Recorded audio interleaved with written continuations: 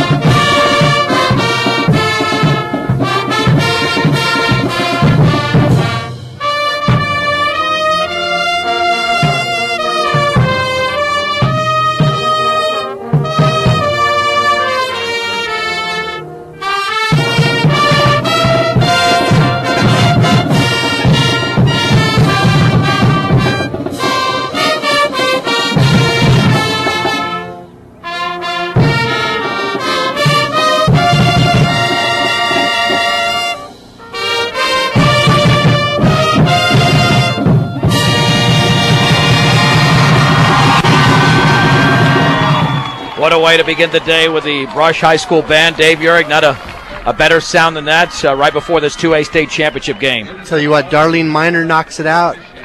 I've been here for almost 20 years. She does it the same way every weekend, and you know it's the best way to start a game there is. You don't see that in any other town in the state.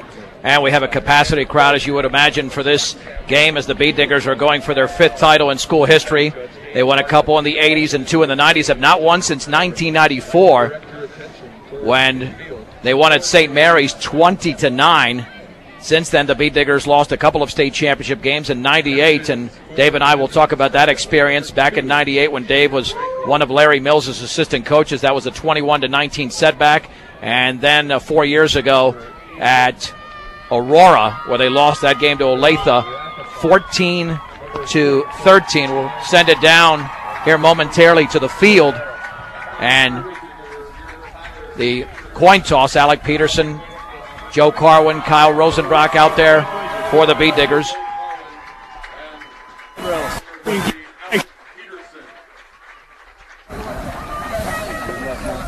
And players are exchanging handshakes, and we'll send it down. Guys, here. real tight for a second, please, right here. Hey, congratulations on getting here. This is a big deal. A lot of other teams wish they were here today, and they're not. You guys are the cream of the crop. We congratulate you.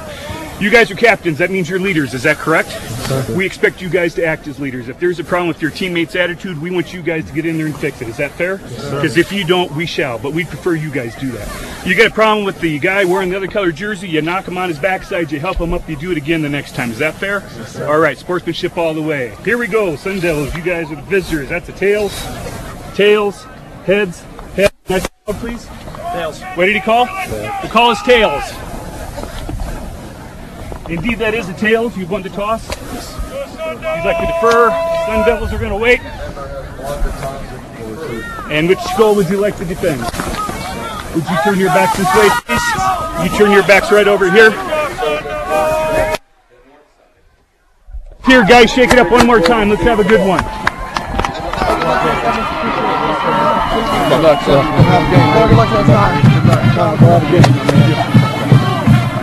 All right. Outstanding work down there, Alec, as we're getting ready for the opening kickoff of this afternoon's 2A state championship game between the Bead Diggers and the Ken Denver Sun Devils. As you heard, the Bead Diggers will be receiving something, Dave, they haven't done too much this year. No, but it's important we take control of the ball here right off the bat and march down the field, assert our offense, because if this does turn into a shootout, Paul Acosta up here in the booth before the game said that's what he thought it was going to be, and if it does turn in one of those, you know, it's whoever has the ball last, so we got to make sure we score on this opening possession. Opening kickoff is brought to you by Buildings by Design, the experience to complete your project from start to finish. Get the quality you deserve in your building by starting your build project right. Start with Buildings by Design.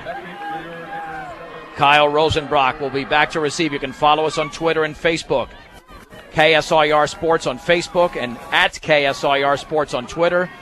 We'll have video on our KSIR B106 channel on YouTube. And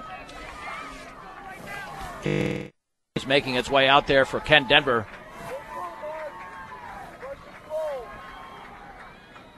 As Kyle Rosenbrock, the deep man, is standing at the 6-yard line. Both teams got their guns on the field. You know, Franklin's not the kicker, but he's the guy standing right there by the kicking tee, and Rosenbrock's our deep guy, so both teams know they got to start riding those horses that got him here. And Willis McKissick to kick it off for Ken Denver on this gorgeous Saturday afternoon.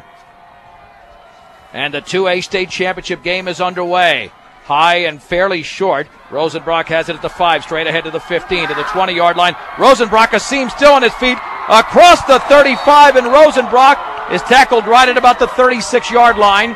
A return of close to 31 yards, and the Bead Diggers with some very good starting field position on their opening drive of the 2A state championship game. We'll get to the Bead Diggers starting lineup here momentarily. The Bead Diggers coached by Randy Dreitz, assisted by Ron Albo, Lance Schwid, Dick Creighton, Court Marquez, and Leon Lojek. Scott Yates, the head coach of the Sun Devils. Bill Boltman, Ruben Ramirez, Dave Jackson, Victor Rogers, Andy Moats, and Shannon Yates are the assistants. Actually, the football at the 41, so a return of 36 yards, 1st and 10. Handoff, stutter stepping to about the 44 is Rosenbrock. It's a gain of 3, 2nd down and 7 to go for the Bead Diggers as Maltos Garcia was under center, with a starting lineup brought to you by Cargill Beef, committed to feeding the world in a responsible way by reducing environmental impact and improving products and processes. Learn about Cargill's story of commitment at Cargill.com. Mikey Gutierrez in that backfield. Cameron Alexander, one of the receivers. Alec Peterson in there along with Nico Guzman. 2nd down and 7 for the 44. Rosenbrock is in a shotgun, and Rosenbrock will keep the football, run to his right, and he's going to reverse his field. He's about 10 yards behind the line of scrimmage. He stutter steps back towards the middle and gets to about the 42-yard line as he was tackled there for a loss of 2 by Luke Wilson, a 6', 185-pound junior linebacker. 3rd down and 9. That play was a mess. Yeah, you know, we started off very first play in our normal wing tee, running like a 27 with the 300 formation, but then we come back that time with that pistol formation, and you want to, if you want to look at matchups, Franklin's the corner out there on the left side, so we were going to run option towards Franklin, and he's the guy that held his ground over there and forced Rosenbrock into turning back. 3rd down and 9 from the 42-yard line. The Bead Diggers are on their own side of the field. Rosenbrock in a shotgun, 5-step drop, throws to his right, pass is caught underneath for a 1st down into Ken Denver territory at the 45. That is Alec Peterson. It's a gain of 13.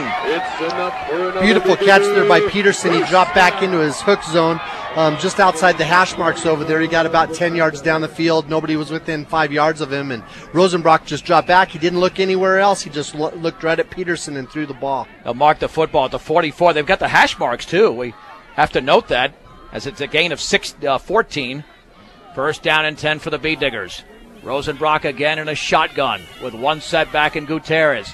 In motion to the left is Peterson. He's got the football. He's got a seam to the outside, to the 40-yard line, cuts it back. He's hit it about the 38 and dives to about the 37-yard line. It'll be a gain of 7 yards by Alec Peterson. The Kent Denver tackler was Adenini Kalani, a junior at 6'2", 210. You know, one of the things that you noted, you know, with all of your interviews you had in the pregame, you heard all these stories about these guys that came up big in big games. Already Peterson, not usually an offensive weapon, but he's coming up big here already. 2nd down and 3 from the 37 of Kent Denver. Under center is Matos Garcia with 2 setbacks. He'll hand it off to Gutierrez, right up the gut. 1st down to the 30, and he drives his way, fumbled the ball, but the B-Diggers recover it at the 29-yard line. Oh, Mikey, hold on to that football. It'll be a gain of 8 to the 29, but saving the day was Clay Shaver, a junior, who's been instrumental in many facets this season. Right, you know, offensively he's got some big passes and especially made some huge blocks, as we've loved to run some 46s and 47s and that 20 series on the outside, but he's also caught some big passes, and not to mention all the times he's had some sacks. And this Kent Denver defense, Dave, they force over 3 turnovers a game. Yeah, they don't give up very many turnovers either. 1st and 10 for the B-Diggers at the Kent Denver 29-yard line. Rosenbrock at a shotgun. Will hand it off to Gutierrez, breaks out of a tackle and lunges to about the 28-yard line, maybe the 27. Again, penetration there by Luke Wilson and Adeni Kalani. It'll be a gain of 1, 2nd down and 9 to go for Brush. This will be the 7th play of the drive and the opening drive of the game. Well, those are the guys to watch defensively. I'll tell you what, Luke Wilson, you're looking at a guy that's 6 foot, 185 pounds, and coming there from the middle, he's got a lot of room to run back and forth if our offensive lineman can't get back there and cause some traffic. 2nd down and 9 from the Kent Denver 28, and a shotgun is Rosenbrock. Has the football, rolls to his right, wants to throw pressure, throws off his back foot. Pass is going to be, I believe, caught. It is caught along the right sideline. A wrestling match over there. Clay Shaver with a catch. It's going to be a 1st down. Wow, what a play at about the 15-yard line for Clay Shaver. They might give him inside the 15 to about the 14. That's a gain of 14. And Rosenbrock is 2 for 2 for 28 yards. That was more on the receiver as Rosenbrock was getting pressured, Dave. Yeah, the corner over there, Rostello, he actually might have caught the ball first. And Shaver actually wrestled it away from him, and they both had a hold of the ball as they tumbled out of bounds, and luckily the refs give it to Clay. Matos Garcia under center, 1st and 10 for the Kent Denver 14. This will be a handoff to Rosenbrock right up the middle, inside the 10 to about the 8. Rosenbrock running hard, tough to bring down. It'll be a gain of, we'll call it 5 yards to the 9. 2nd down and 5 to go for Brush on a drive that started at the 41-yard line. That good field position set him up well. So that was the 30 series already coming out, trying to run that short trap up the middle, and Kent Denver was ready for it. Jose Rodriguez, Joe Carwin, Omar Fierro, Cookie Barraza, Randy Woodward on that offensive line. It'll be 2nd down and 5 from the 9. There's the give to Rosenbrock. Stutter stepping to the outside of the 5. He goes for the pylon. He goes for the end zone. Franklin brings him down, but he's going to be tackled at about the 1. There's a flag down, though, at the 7. You know what's scary about that is I think that was a play that was designed to run their off tackling, and the hole was closed, and I think it was more like a 27. And you know what? Rosenbrock saw it wasn't there. He bounced it to the outside, and sometimes when that happens, it takes the position away from our blocker, and he ends up having to hold on. It'll be a hold against the B-Diggers, so that'll draw them back. That 2nd and 5 will be closer to about a 2nd and 15. As we heard the official there. It'll be at the 17-yard line, so that amounts to a 2nd down. Let's see, we'll calculate it here. 2nd down and about 13 to go. 2nd and 13 for the B-Diggers. Still in prime position to score here in the opening drive. Under center is Matos Garcia. The backs are split. There's the give to Gutierrez, and he's hit after a 2-yard gain to the 15. The initial hit over there was made by Connor Dooley, a 6'1", 241-pound junior. It'll be 3rd down and 11 And coming up is the 10th play of the drive as the football is resting on the 15-yard line of Ken Denver. 6:38 to go in the opening quarter. No score as Ken Denver is yet to touch the football. Yeah, that was just a 324. Rush loving to run that out of that 300 and 400 formation all season. They come out just trying to run it straight at him and just running into some big defensive tackles there for Kent. Rosenbrock will be under center. Conrad Coles in the backfield now along with Gutierrez. 3rd and 11. Rosenbrock back to throw. Towards the end zone. Pass is caught. Touchdown! Touchdown for Clay Shaver from 15 yards away. And the Beet Diggers grab the early lead. It's 6-0. Just a beautiful play there. They ran the 30 series. You know, we saw it. They were running the trap. They hadn't run that off tackle, you know, that counter yet off of it. They haven't run a bootleg off of it yet, but Kent respected that trap fake, and Shaver just ran a 6, so it was a 86 off of that 30 boot. Now the extra point to be attempted by Jaron Peterson. These are huge in state championship games. Off the hold of Matos Garcia. Perfect snap. The kick is up, and that kick is inside the right upright. It's good. 6:13 to go, opening quarter. It is Brush 7, Ken Denver nothing. You're listening to the 2A state championship game on 1010 KSIR and KSIR.com. What a way to start the 2A state championship game. 15-yard pass from Kyle Rosenbrock to Clay Shaver. The Beet Diggers with a 7-0 lead. And Jaron Peterson to kick it off. Brush lined up with 5 guys to the right, 5 guys to the left, down in 3-point stances. Peterson runs up to the football, a line drive right down the middle of the field. It'll be picked up at the 11. To the 20-yard line is McKissick running to his left. He breaks out of a tackle. Rosenbrock has got him at about the 28-yard line, close to the 30, a return of close to 19 yards. By the way, for the Beet Diggers, that was a 10-play, 59-yard drive in 5 minutes and 40 seconds. And it'll be Gordon Ellis engineering and leading this team for Ken Denver. Of course, Jaden Franklin, a big threat. Got to watch him as well. 1st and 10 at the 29-yard line. Ellis is under center. The back's in an eye. This will be a give to Franklin. Stutter stepping, taking it back to the outside. He's across the 30 to about the 35. Clay Shaver makes the tackle, but it's a gain of about 6. It'll be 2nd down and 4 to go, and that's a solid run there. The Beet Diggers made a nice play, but there was a hole there for Franklin. Yeah, they're running out of that pro-I formation and just ran that ISO over here to our left side. We're in that 4-3 defense that we've been in all year. In a shotgun is Ellis, awaiting the snap. 2nd and 4 from the 35. 3-step drop, looks, heaves it up the right side, and that pass is going to be incomplete. That was a dive there taken by the wide receiver, Joe Rassenfoss. Well defended there by Cameron Alexander. It'll be 3rd down and 4 yards to go for Ken. I'm surprised they passed the ball that early in the drive. Yeah, me too. But I think they just want to make sure that we're not stacking that box too much, so they can hopefully break Franklin loose. Yeah, Ellis had 3 touchdown passes last week. Again, you can follow us on Twitter at KSIR Sports. It'll be 3rd down and 4 from the 35-yard line. Ellis is under center. As the football pitches left to Franklin, swings it to the outside. 1st down to the 45, back to the middle of the field. He's into the secondary at the 30. Franklin has gone to the 15, 10, 5 touchdown.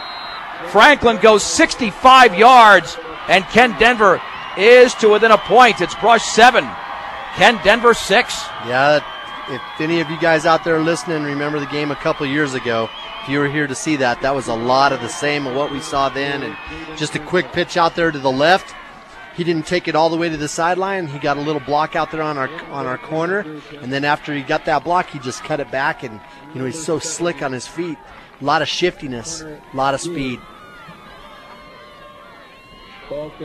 Now the extra point to be attempted over there by, looks like Connor Dooley. Off the hold of Ellis. Perfect snap. Kick is up. And that is off to the left. 5:18 to go. We're in the opening quarter. Brush 7, Kent Denver 6 on 1010 KSIR and KSIR.com. Well, it took just 3 plays for Kent Denver to counter. 65-yard run by Jaden Franklin. And all of a sudden, it's a 7-6 game as the extra point was off to the left. And to kick it off will be McKissick. Kicking it towards the sideline.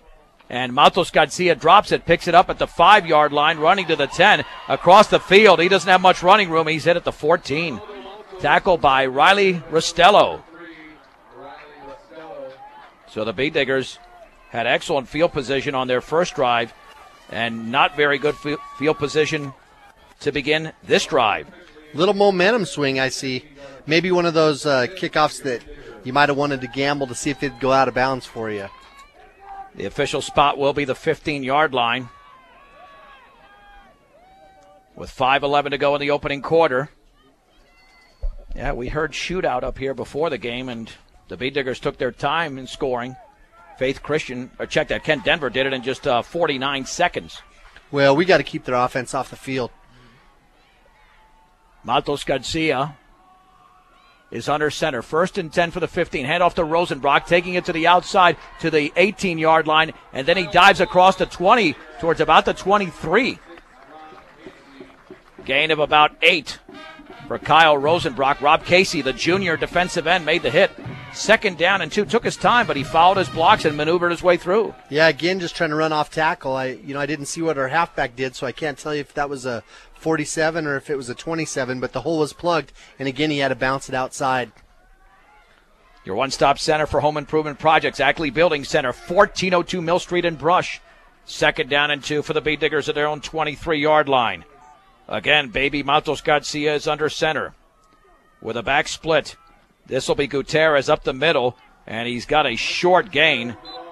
But I think he's got a first down. He does to the 26-yard line, a gain of 3 for Mikey G. Keep in mind that Rosenbrock is now over 2,000 yards for the season. They'll mark the football at the 27 for a gain of 4, and Gutierrez well over 1,000 going into this game after a big effort last week in that huge run in the second quarter against Eaton.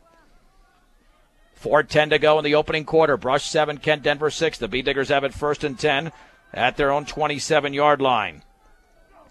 Matos Garcia is going to hand it off on the counter to Gutierrez to the 30. Back up the middle to the 35. He is near a first down as they drive him back. Well, that was a formed tackle there by Jaden Franklin, but not before he got to the 38. A gain of 11 and another first down for Brush. So the coaching staff seeing some openings, I guess, in the film as they're picking on Kent Denver over here on their left side and just running off tackle. That was a 37, so we're setting up that bootleg. We're getting ready to throw those bootleg passes off that 30 series and hopefully open up that short trap in the middle. Kent Denver made an adjustment, put Franklin over here in the middle at free safety. Now that we're back in the pistol, they got him back out there at corner. So you wonder if what they're keying on. 1st and 10 for the 38. Rosenbrock in a shotgun. Back to throw. Looking, stepping up in the pocket. Now steps to his right. Throws on the run. Wide open in the sideline is Alexander. It's incomplete. It was thrown out of bounds. Wide open, but that's a tough pass to make for Rosenbrock. About nearly 50 yards downfield. 2nd down and 10. Well, Rosenbrock went ahead and looked like he was going to start rolling out to the right, and that made Franklin freeze over there. Franklin, that's why they have him out there. They're worried about Cameron Alexander. He freezes. It looks like he's going to come up and stop the run with Rosenbrock. Cameron just snuck behind him and got wide open, and I think the ball would have been out of bounds anyway. Oh, it was. No doubt about it. 2nd down and 10. First Bee Digger score brought to you by MMI International, 842-5161. When buying a mixer feeder truck, compare the MMI design, craftsmanship and service, MMI International. 2nd and 10 for the 38. Rosenbrock in a shotgun. Peterson in motion to the right. Rosenbrock stutter steps, and he breaks out of 2 tackles along the left sideline. Across the 40 to the 44 is Kyle Rosenbrock as the tackle was made by Willis McKissick, but he made something out of nothing. A gain of 6.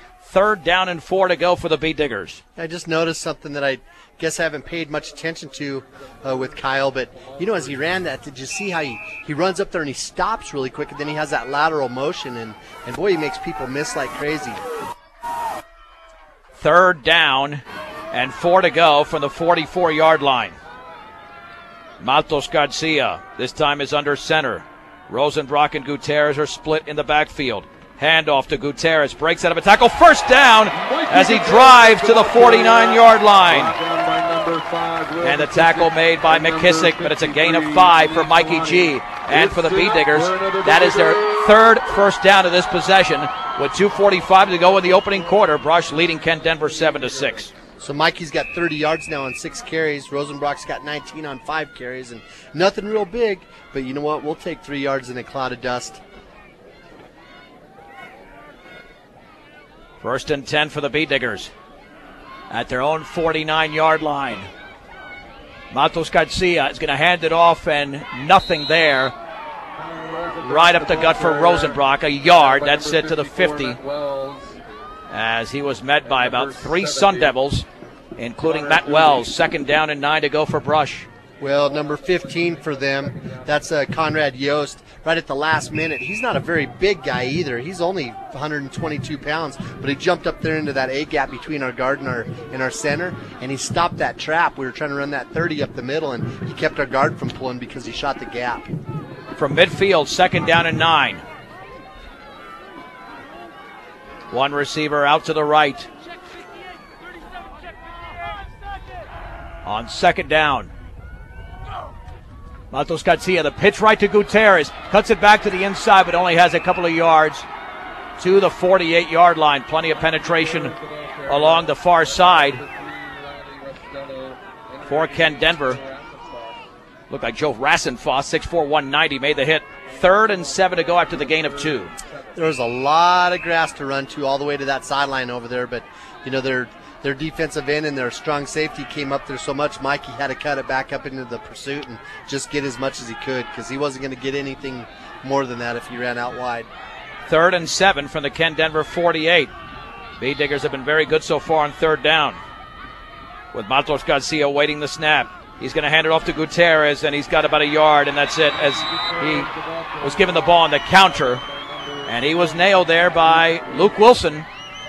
4th and 6 with a ball at the 47-yard line, and Randy Dreitz has had tons of confidence in his offense going for it, but this is obviously a punting situation. Yeah, you can't go for it at this point in the game.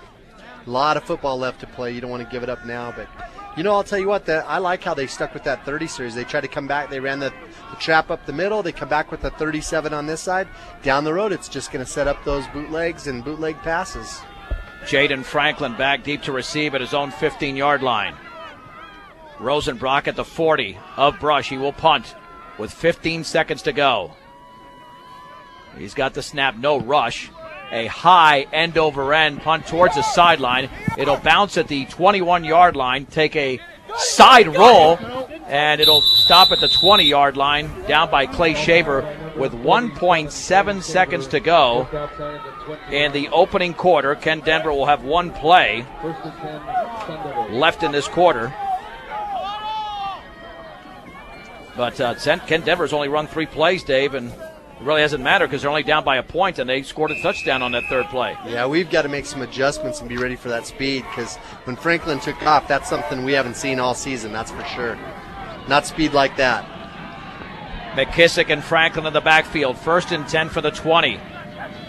Ellis will hand it off to Franklin, stutter stepping into the secondary across the 30-yard line. Tackle from behind at the 35 by Matos Garcia. Gain of 15 and a 1st down. That's the end of the opening quarter. With the score, Brush 7, Kent Denver 6. You're listening to the 2014 Colorado Class 2A Championship game on 1010 KSIR and KSIR.com. John Beltran with Dave Urich as we begin the second quarter.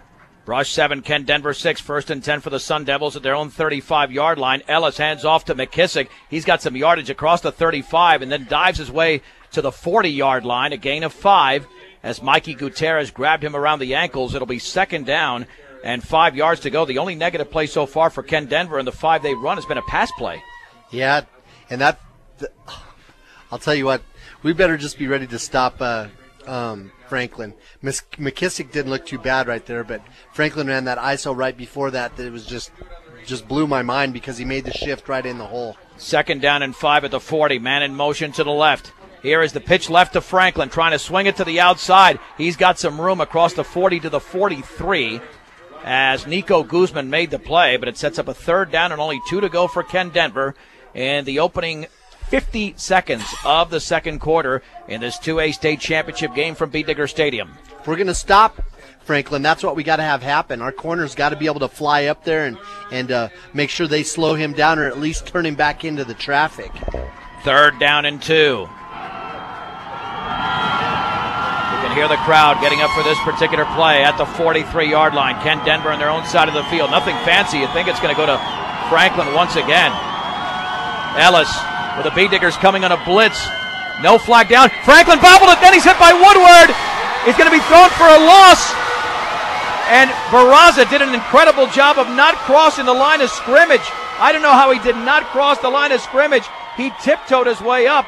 And Franklin thrown for a loss of 1, and the B Diggers nearly came up with a turnover. And Dave, that might be the adjustment, taking chances if you're brushed defensively, which they never do. But as you mentioned, they've never seen an athlete like this season. That's right. And I'll tell you what, that was a great move there by Cookie because he went up there and he was standing straight up and down on his tiptoes, trying to use his balance to get back across on his side of the ball. It'll be 4th down and 3. Ken Denver to punt. They're showing punt. Rob Casey is the punter, awaiting the snap. They get it to him, and he gets it off end over end towards the sideline. Bounces at the 25. Nico Guzman is going to let it roll, and that's a wise decision at about the 17-yard line. So the B Diggers have some work to do, 83 yards away from the land of no hash marks, leading Ken Denver 7-6 in this 2A state championship game, the first one held at B Digger Stadium in 16 years. Yeah, the field looks great. Coach Quinlan, Barry Quinlan's got the hash marks out there all over the place, numbers on the field. The place is packed. There's people standing on the fence all the way from the starting line on the north end all the way to the trees on the south end. The official spot is the 18-yard line, and we have an official's timeout, and Jaden Franklin apparently is going to be running off the field. That's a good thing for the B Diggers temporarily. When you're shopping for new appliances, shop the best appliance store in Fort Morgan, B&B Appliance, with a full and complete line of Whirlpool appliances. They'll help you find your perfect fit. B&B Appliance in downtown Fort Morgan. Live in your world, learn in ours. At Northeastern, go to njc.edu. That's Northeastern. 1st and 10 for Brush at their own 18-yard line. This is possession number 3. They scored in the first, punted after the second. Ken Denver's done the same. Rosenbrock in a shotgun. On 1st down, there's the give to Peterson, running wide to the left. He's got the 20-yard line, along the sideline to the 30. He cuts it back to the inside. 1st down for Petey at about the 40-yard line. Alec Peterson down officially at the 41. It's a gain of 23 for the senior. So we've seen games where he's only touched the ball once or none all season, and this is the perfect example. Here it goes, a beat digger. One of those guys stepping up in the big games, making big plays. Whoa, there's a flag. Didn't see the flag along the sideline, so it's going to be a hold against the B Diggers, and it was thrown at about the 24. All right, so let's nullify that 23-yard gain. The football will be at the 14-yard line, so that'll set up a 1st and 14. Never saw that flag, Dave. I didn't see the flag either, but the guy over there that's got the marker for the chains wearing yellow, and it was a real bright yellow sort of a flag, so that's probably why we didn't see it. But, man, what a terrible thing. That's a backbreaker there because Brush had the ball out near midfield, several yards shy of it. 1st and 14 from the 14. Rosenbrock at a shotgun. Awaits a snap, sends Peterson in motion to the left. This will be a give to Gutierrez, and he bulls his way across the 15 to maybe the original line of scrimmage, the 18. Luke Wilson made the tackle. It'll be a gain of 4, 2nd and a long 10 to go for Brush. 37 yards now for Mikey as Brush is working on that read option, trying to set things up. Maybe they're thinking about trying to let Rosenbrock hold on to the ball. Second down and 10 to go for the Bee Diggers at their own 18-yard line, leading 7-6. 8:40 to go, second quarter in this 2A state championship game. The lone setback is Gutierrez. Trips to the right. Rosenbrock is going to roll to his right. Still rolling. Throwing deep up the side. Wide open is Guzman. Guzman has it at the 45. Along the sideline at the 30. Cuts it back to the outside, and he stepped out of bounds at the 33-yard line for Nico Guzman. And that is a huge gain of 49 yards and a Bee Digger first down. 49 for Nico. What a great play. Now, Franklin was playing the corner here on the near side. He came up shallow. He stayed shallow because he thought the receiver was going to get the ball over here, Cameron, on that 15-yard out. But then Brush snuck Guzman in behind him over here on a deep post pattern is what it was. But he got all the way over here to the sideline. 8:22 to go, second quarter. Brush 7, Kent Denver 6. First and 10 for the Bee Diggers at the Sun Devil 33-yard line. Rosenbrock in a shotgun is going to take it himself right up the gut, and he runs into a wall of Sun Devils at the 30-yard line as they drive him back. It'll be a gain of 3. Second down and a long 7 as McKissick was the first of the 3 Sun Devils to make the hit. You know, this Sun Devil defense has been tough on Rosenbrock as far as him running the ball. 3 yards on 27 carries. Well, the one thing the Bee Diggers are controlling for sure is time of possession. Ken Denver has run a total of 6 plays. Well, that's what we want. We got to keep them off the field. Second down and 7 at the Ken Denver 30-yard line. Baby is under center. Cole in the backfield with Rosenbrock. Handoff to Cole, running left back to the middle, and he's going to be stood up at the 29, and that's about it. Thrown back by Ryan Weiss, a linebacker, a senior at 6'3", 200. 3rd and 6 to go for Brush. And Dave, this is definitely 4-down territory for the Bee Diggers. Absolutely, and get ready because that was a 37 right there. So what are we setting up that bootleg? 3rd down and 6 to go from the 29. Cole checks out, Gutierrez back in after a brief breather. Yeah, you got 2 plays to make 6 yards. Both teams have their full complement of timeouts, but nearly midway through the second quarter. On 3rd down and 6, and just as I said that, the Bee Diggers take a timeout, brought to you by Greg Mullen at State Farm Insurance. Home, auto, life, and health. State Farm Insurance is there for you and your family. 842-4555. Greg Mullen will help you find the best policy to fit your life. That's Greg Mullen at State Farm Insurance. Yeah, the Bee Diggers on their opening drive ran 10 plays, 9 more on their second.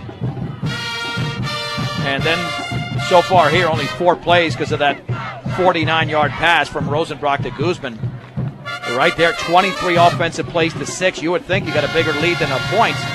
And Ken Denver receives a second half kickoff. That makes this drive that much more important for the Bee Diggers to score. You bet. You know, it's that who has the ball last syndrome. So we have to capitalize on every opportunity we have. And Ken Denver coming up short last time was a big break for us.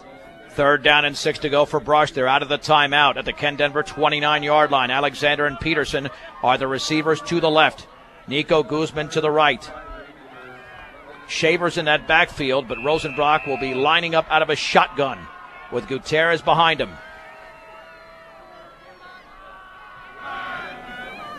Rosenbrock, Shaver in motion to the right. 3-step drop, looks, throws over the middle of the passes. Incomplete. Off the hands of Guzman at the 10, a little bit high. In and out of the hands, it would have been a first down. The pass was a little bit high, but Guzman a little bit upset at himself. He thought he should have had it, Dave. Yeah, he should have had it. Ken Denver had Franklin manned up on Guzman as well over here, and he followed him over to the middle. I think he was expecting his free safety to pick him up, and the free safety didn't get over there quick enough. So he's out there talking to that Rob Casey kid right now, Franklin is, and telling him, you got to make sure you pick that guy up when he runs that post pattern. Well, for the 29, 4th and 6. Bee Diggers will go for it. Rosenbrock under center. Rosenbrock, play action, looks to throw. Deep up the middle, Guzman out there, and complete. It went over his head. At about the goal line, it was over his head, and Ken Denver takes over on downs with 6:44 to go before the halftime break. Yeah, I'll tell you what I was expecting. I saw Rosenbrock under center right there. I was thinking it was going to be that bootleg when we've been running that trap and everything. But the coaches, you can tell they're saving that money man play for late in the game when they really need it. Also down. So the Sun Devils have it at their own 29-yard line. The Bee Diggers have never won a state championship game by single digits. Every game has been a double-digit win, and right now they lead by a point. And Gordon Ellis from the 29 is in a shotgun on 1st and 10. It's been mainly Jaden Franklin. He gets the handoff. This will be a double handoff, and running to the left, that's Rasson Foss, who breaks out of a tackle across the 40, back to the inside. Randy Woodward brings him down at the 47. It's a gain of 18, and a Ken Denver first down as they utilized a little trickery on the double handoff. Well, I'll tell you, Brush is so worried about Franklin. You know, you could see the whole defense was headed that way, even our defensive end on this side, and he actually dropped back and drifted towards the middle. And Rasson Foss doesn't have a lot of wheels. Doesn't even look like he does a very good job of holding on to the football, but he knew what to do with it and turned it upfield. 1st and 10 for Ken Denver at their own 47 after the gain of 18 by Rasson Foss. The backs are in an eye.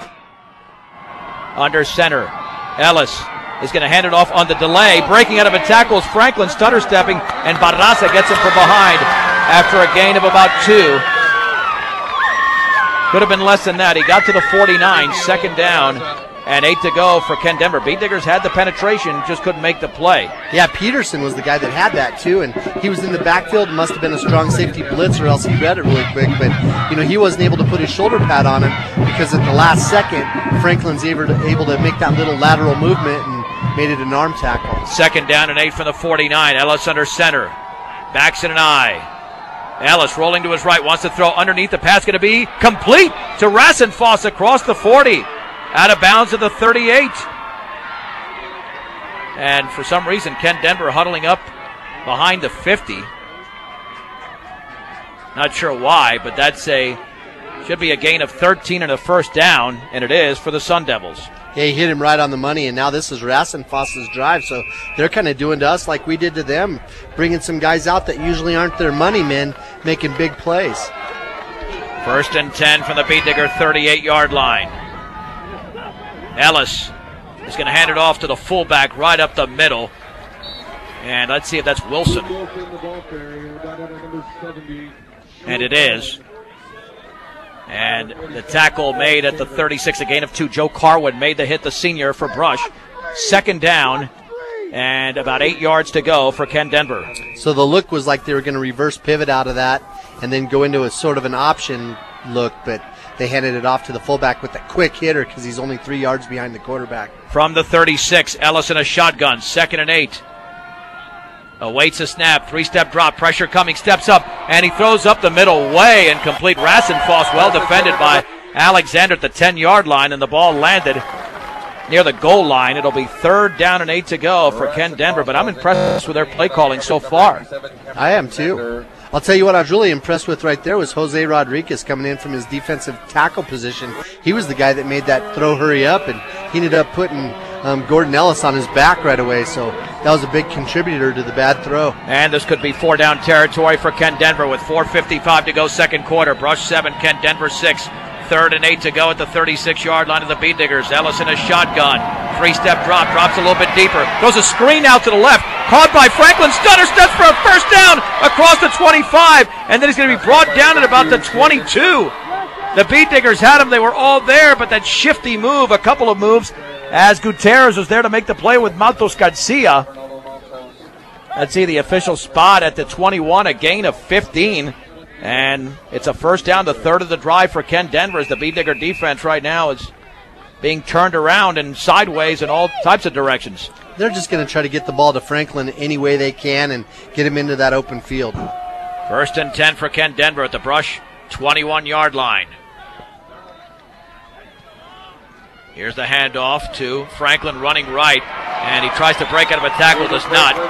Rosenbrock penetrated, and Clay Shaver also made the hit after a gain of about 1 to the 20. 2nd down and 9 to go. Coming up the 8th play of the drive as Ken Denver is down by 1, approaching the 4-minute mark of the 2nd quarter in this Class 2A state championship game from Bee Digger Stadium in Brush. You know what the Digger defense is doing a good job of is tackling Franklin really low, grabbing his legs, because he likes to stiff arm and try to create those arm tackle situations. From the 20, 2nd down and 9 yards to go for Ken Denver. Under center is Ellis. Ellis is going to roll to his left, wants to throw, and then the ball came out of his hand, and it's intercepted by Carwin. Carwin has got it at the 30-yard line. I'm not sure if that was an interception or a fumble because it looked like an empty hand. The ball was in the air, and Carwin came up with it at the 30, the first turnover of the game, and it goes in favor of the Brush Beat Diggers. Huge play right there, a huge misfortune for Kent, but now Brush is going to have to take advantage of it. You know, you can tell they're getting a little flustered over there on the Sun Devil sidelines as they're starting to force the pass a lot more, and that's something that they don't like to do. It's to our benefit, and a lot of that's because our kids are doing a good job of coming up and making those sure tackles on Franklin.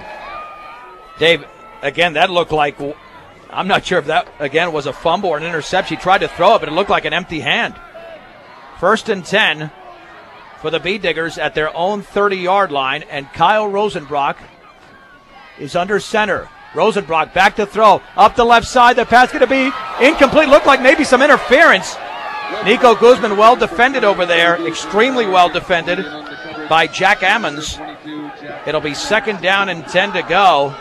That was going to be a tight window that Rosenbrock was trying to throw it in, and so far outside of that big pass to Nico Guzman, the passing game has not been good here in the opening half for Brush.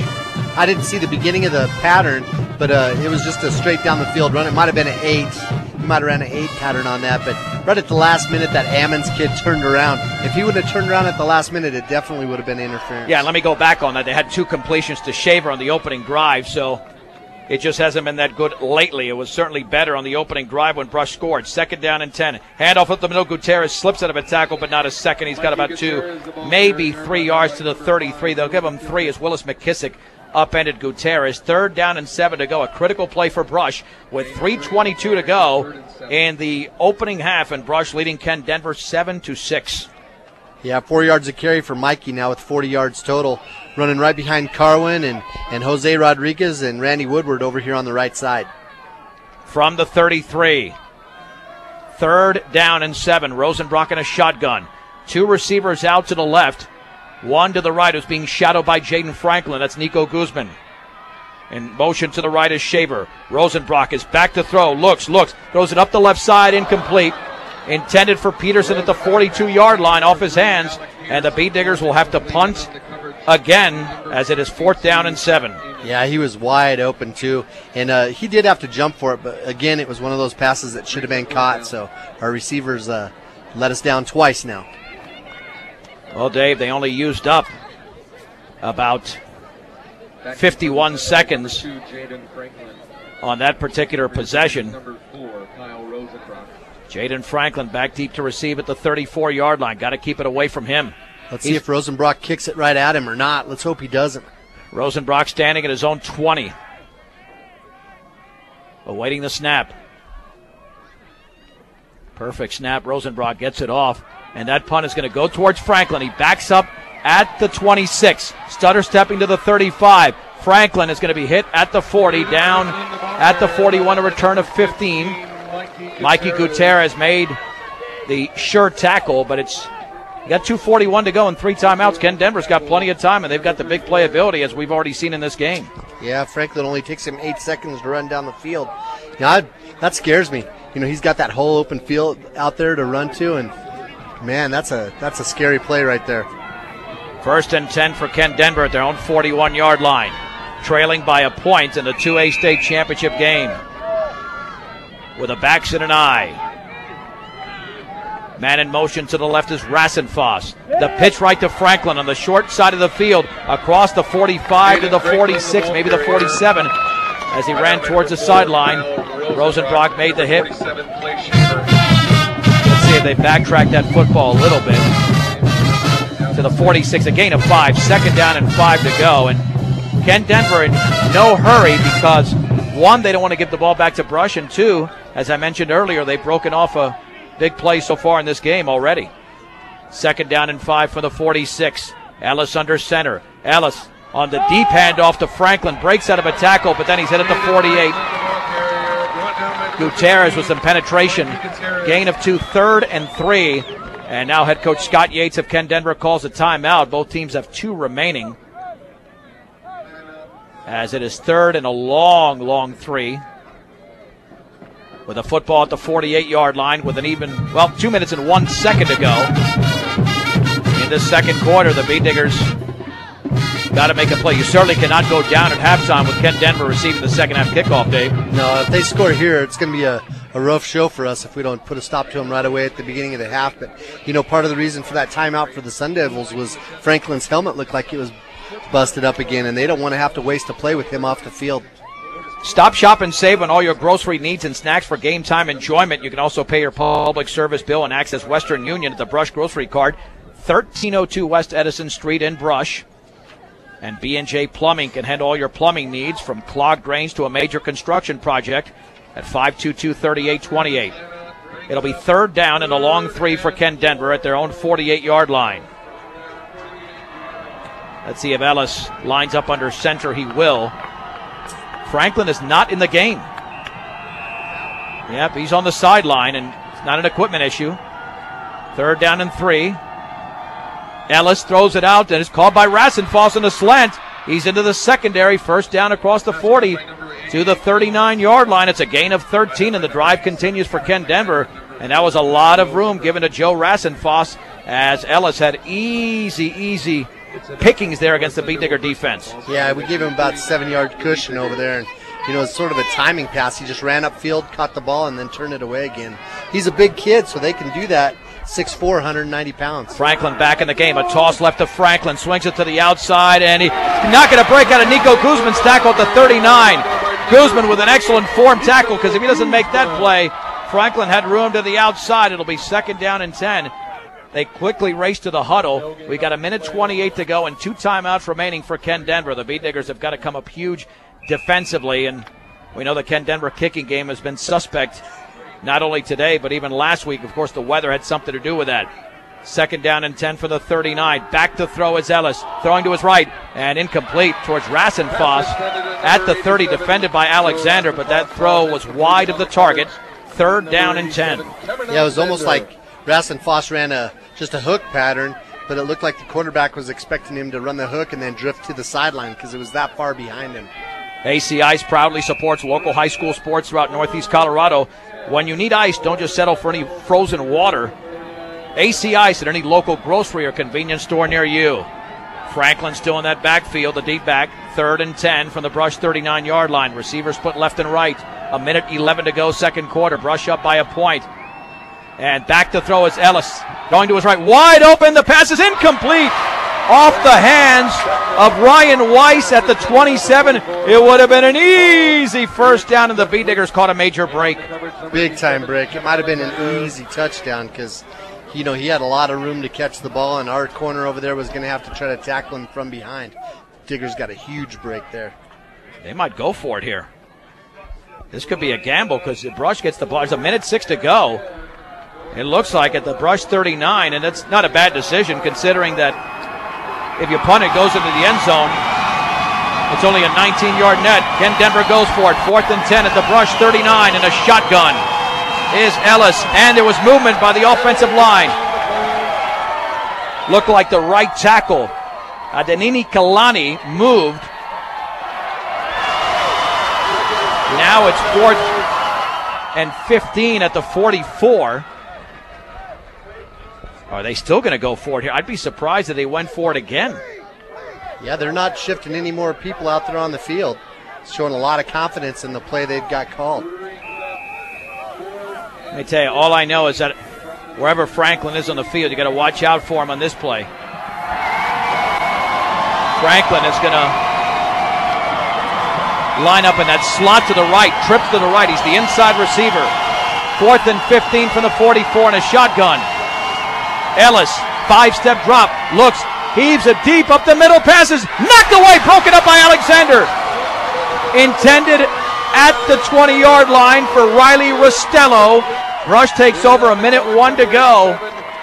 And Dave, they've got a shot to score here before the half. You bet. This was the big break we needed after losing that coin toss. A game like this with great players like they have, it's amazing how that coin toss could have made the difference in the game. So this is a grand opportunity for Brush to make sure they don't have a chance to go ahead of us after they get the ball at the start of the half. And the Beat Diggers have had open receivers. Kyle just missed him there on the previous couple of drives. He was very sharp on the first drive. Trips to the left. Now you can't throw something that could be picked off. You got to be very careful here from the 44. Could be a handoff too to Gutierrez just to catch him off guard. Back to throw Rosenbrock, looking, stepping up deep, and that's going to be a danger zone. It's incomplete to Guzman at the 26-yard line. It was overthrown by Rosenbrock. He threw into double coverage. 2nd down and 10 to go, and you just do not want the turnover here to give Ken Denver new life. That's right. One of those guys in double coverage was that Rob Casey kid, 6'4", 195 pounds, and the ball even went over his head, but he was the front guy, and there was another DB behind him. 56.2 seconds to go before the halftime break. 7-6 Brush. 2nd down and 10 for the Beat Diggers at their own 44-yard line. Alexander, Guzman, and Peterson are the receivers to the left. I still would not be surprised if Gutierrez gets the football just to see what happens. Rolling to his left is Rosenbrock, still rolling. Throws underneath, passes caught by Alexander, and then he dropped it. He did not complete the catch at the 44 of Ken Denver. He took a shot. 3rd down and 10 to go, thrown a tad behind him, but in and out of his hands, and that certainly was not on the quarterback. Nah, Cameron ended up having to kind of turn to get the ball and basically had his chest facing the inside of the field, and he saw that shoulder pad coming right at him, and that's what made him drop it. And Rosenbrock has thrown 16 touchdown passes this year and thrown for over 1,000 yards, and has run for over 2,000. Now they need a play from the Beat Diggers to keep this drive going. 3rd and 10 from their own 44. 49.3 seconds to go. Rosenbrock this time is under center. Repositioning his backs on 3rd and 10. Rosenbrock hands it off to Gutierrez, running right at the middle. He's down after a short gain. Let's see if Ken Denver calls a timeout. He gets to about the 47. Gain of 3. Connor Dooley makes the tackle. The clock will run. Run it again. With about 33 seconds to go. How far can Brush get this clock down? Because if they can get it down to about 5 or 6 seconds, Dave, then you call a timeout and then you go for it. But Ken Denver knows that, and Scott Yates decides to use a timeout. I think he used the timeout not because they wanted to actually try and score before the end of the half. He figured that Brush was going to run it down inside of 10 seconds and then go for it and try to throw a Hail Mary to keep the drive going. And now this should force the Beat Diggers to punt. Yeah, that's what he finally realized that. And I was kind of expecting him to call that timeout a little bit sooner because he wants the ball back one more time with a weapon like Franklin. Dave, if you're Brush, you just kick it out of bounds here. I wouldn't kick it to Franklin, whether it's no matter where you're at in the quarter or the half, where you're at on the field. I don't think you want the ball in his hands, and that was the scary thing about that last punt because he was right in the middle of the field, and we kicked it right to him. He almost didn't even have to move to catch it. Yeah, only 22 seconds to go before the break. Your family's safety is our main concern at Smart Parts, so let the trained professionals take care of you when you need a windshield repair. That's at Smart Parts. So it'll be 4th down and 7 to go for the 47. Wow. I think the Beat Diggers are going to go for it. Oh, my goodness. Kent Denver's lined up in their 4-3, so they're definitely putting some guys back to have coverage. Franklin's out here on the corner. It looks like he's manned up on Cameron Alexander. Well, let's see if they're actually going to go for it or try to get Ken Denver off sides. Well, Rosenbrock will be under center, 4th and 7 from their own 47-yard line. And Rosenbrock rolls to his right, still rolling. He's got running room. Rosenbrock takes off to the 50. Along the sideline, 1st down as he's run out of bounds at the 43. And there's a hold against the Beat Diggers. It's a gain of 10 for a 1st down, which is nullified. 15.5 seconds to go. Now you have to punt. Yep, going to have to get rid of the ball. And fortunately for us, we took a lot of time off the clock with all that.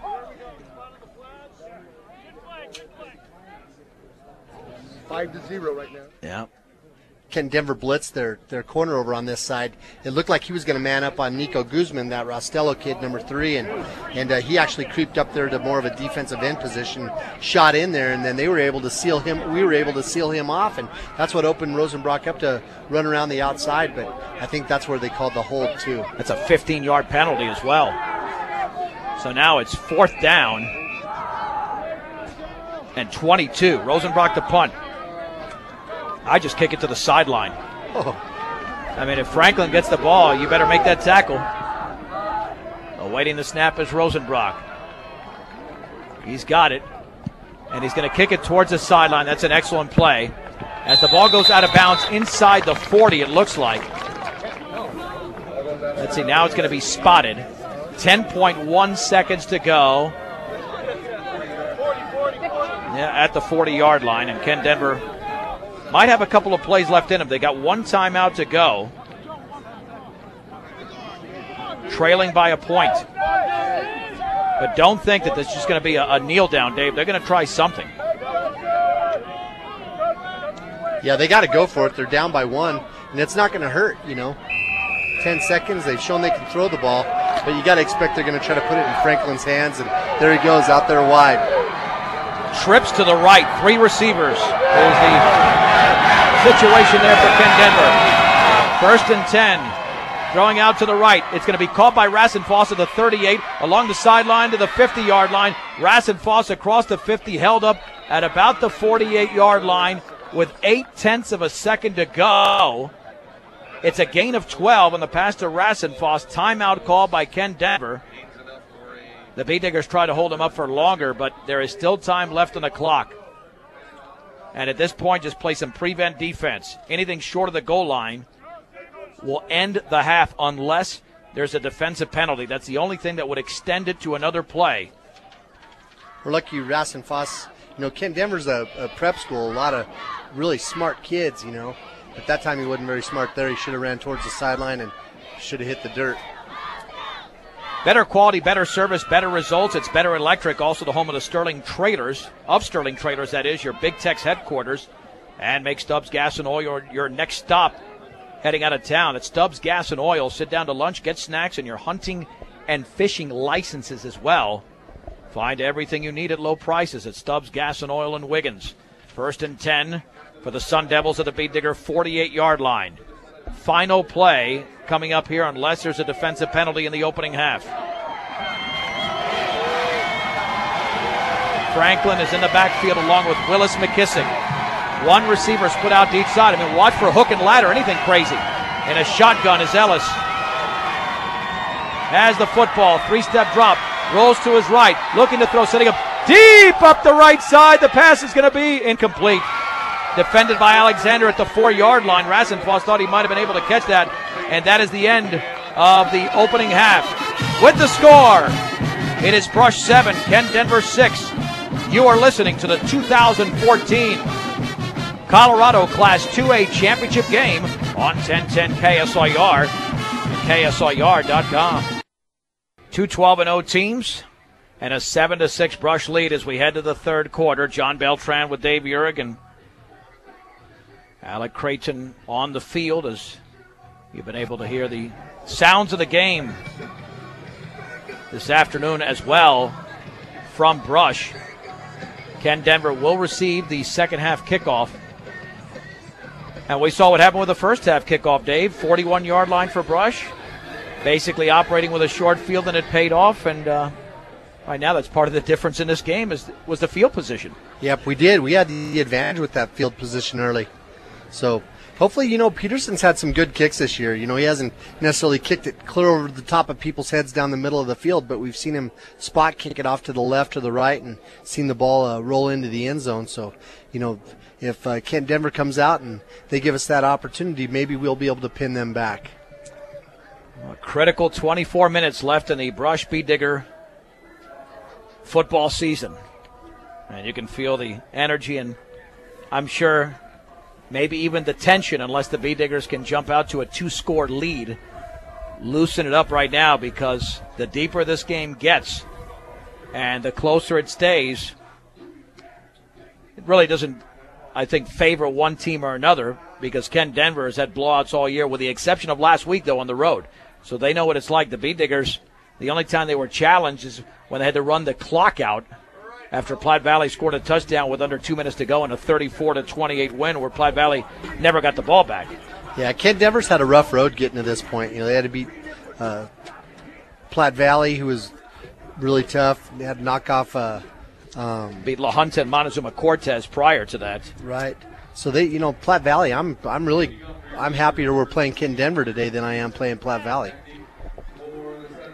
Jaron Peterson to kick it off. Willis McKissick and Jaden Franklin are standing at the 10-yard line as we're about to begin the third quarter of this Class 2A state championship game. The Beet Diggers in a lead by a score of 7-6. Lucky for us, Franklin's back there with another guy. If he was the only guy back there in the middle, we'd almost have to kick it short. But since there's two guys back there, we can still try to kick it deep to one side. Well, Peterson's going to go that way. Well, he squibs it. The ball is off the hand of the Ken Denver Sun Devil at the 37. And then, boy, that was nearly a late hit over there by Conrad Cole, as it went off the hands of Wyatt Otterson, a junior. I think the Beet Diggers might have caught a break. That was definitely a hit out of bounds, and that could have given Ken Denver even better field position than they're going to get with the football at their own 37-yard line. He was just running through the play. It was obviously not intentional. Yeah, but nonetheless, it would have been 15 yards. 1st and 10 for Ken Denver at their own 37-yard line. Under center is Gordon Ellis. Two receivers to the left, one to the right. This will be Franklin up the middle, stutter stepping, and he's got a yard to the 38. Held up, no hold there. Gutierrez, Shaver, Rosenbrock, and Jose Rodriguez make the hit. You need that many guys sometimes against Franklin. Yep. You don't know if that play's designed or not. It looked like he was supposed to go left, but then it cut back to the right. I don't know if that's Franklin just seeing having a feel for where the light is, or if he's supposed to cut back like that. 2nd down and 9 for the 38-yard line. In a shotgun is Ellis. Trips to the left. Awaits a snap. Rolls to the left. On the option, he'll take off with the football to the 40. A flag is down along the 50, up the left sideline, and he's out of bounds at the 38, but they should be coming back. The flag is at the 41-yard line. And let's see if this is holding against Ken Denver. That flag was thrown maybe about 2 seconds after the play commenced. A chop block. That should be 15 yards, Dave. Yeah, huge break for us because that happened clear over here on the other side of where the ball was even going. That play, that block didn't have anything to do with the result of the play. But it's a huge mistake committed by the Sun Devils. They're going to go.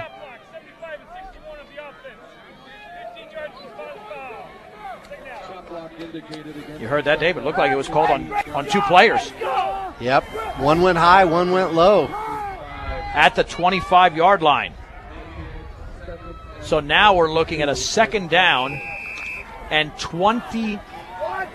Let's see, is it about 23 to go, 22 to go for Ken Denver. They got to get to the 47. They're at their own 25. Two receivers to the left, one to the right. In a shotgun is Ellis. Franklin to his left. 3-step drop, looks to his left, heaves it up the side. Wide open, incomplete though. Wide open at the 47-yard line was Jack Ammons, but wide of the target towards the Ken Denver bench. 3rd down, and now the Beet Diggers have got to make a play on a 3rd and 22.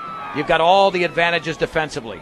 Yep. We know they're going to have to throw the ball, or else it's going to have to be some sort of a trick play. So it's definitely in our favor. The kids just got to make sure we don't have any penalties and we play smart. Play as a team, not get out there and start diving around, making arm tackles. And don't be over-aggressive. They could set up for a screen here. A screen is a classic play on a 3rd down and long, or a draw play. Watch the draw play here, perhaps. 3rd and 22.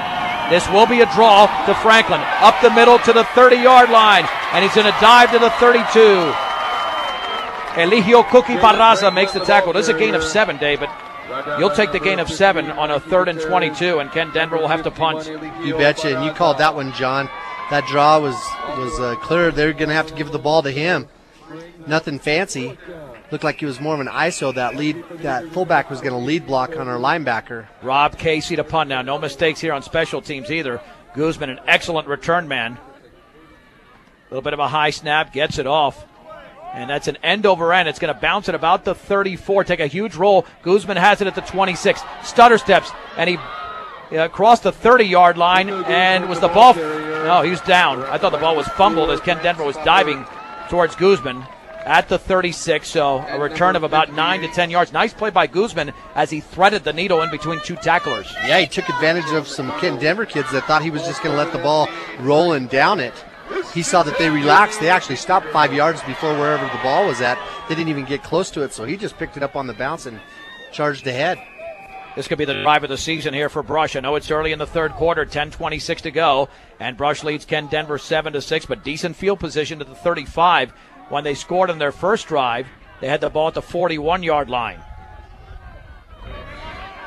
1st and 10. In a shotgun is Rosenbrock. Rosenbrock will hand the football off right up the gut, and squeezing his way for 2, maybe 3, is Mikey Gutierrez. The tackle made by Kalani, the junior. 2nd down and 8 to go, just a gain of 2 for Mikey Gutierrez. Yep, 45 yards for Mikey now, 12 carries. Ken Denver's back up this half in that 4-man front again, running that 4-3 defense, not making a lot of adjustments. They must be pretty confident with what they did to our running game in the first half. 2nd down and 8 from the 37-yard line. The Bee Diggers are on their own side of the field. Rosenbrock again out of the shotgun. Has the football. Rosenbrock will keep it himself. Run to his left. Not much running room. Stutter steps. And he's going to be hit at the line of scrimmage. Maybe lost a yard. Now they'll give him the line of scrimmage at the 37. But Luke Wilson was out there along with Ryan Weiss.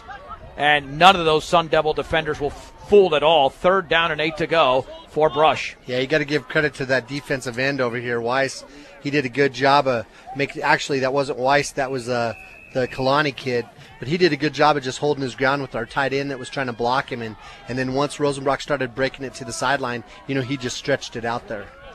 3rd down and 8 to go for the Bee Diggers. With a football at their own 47 again. Kyle Rosenbrock in a shotgun. 2 receivers off to the right, and there was movement on the line. This will draw the Bee Diggers 5 yards back to the 32 and set up a 3rd and 13.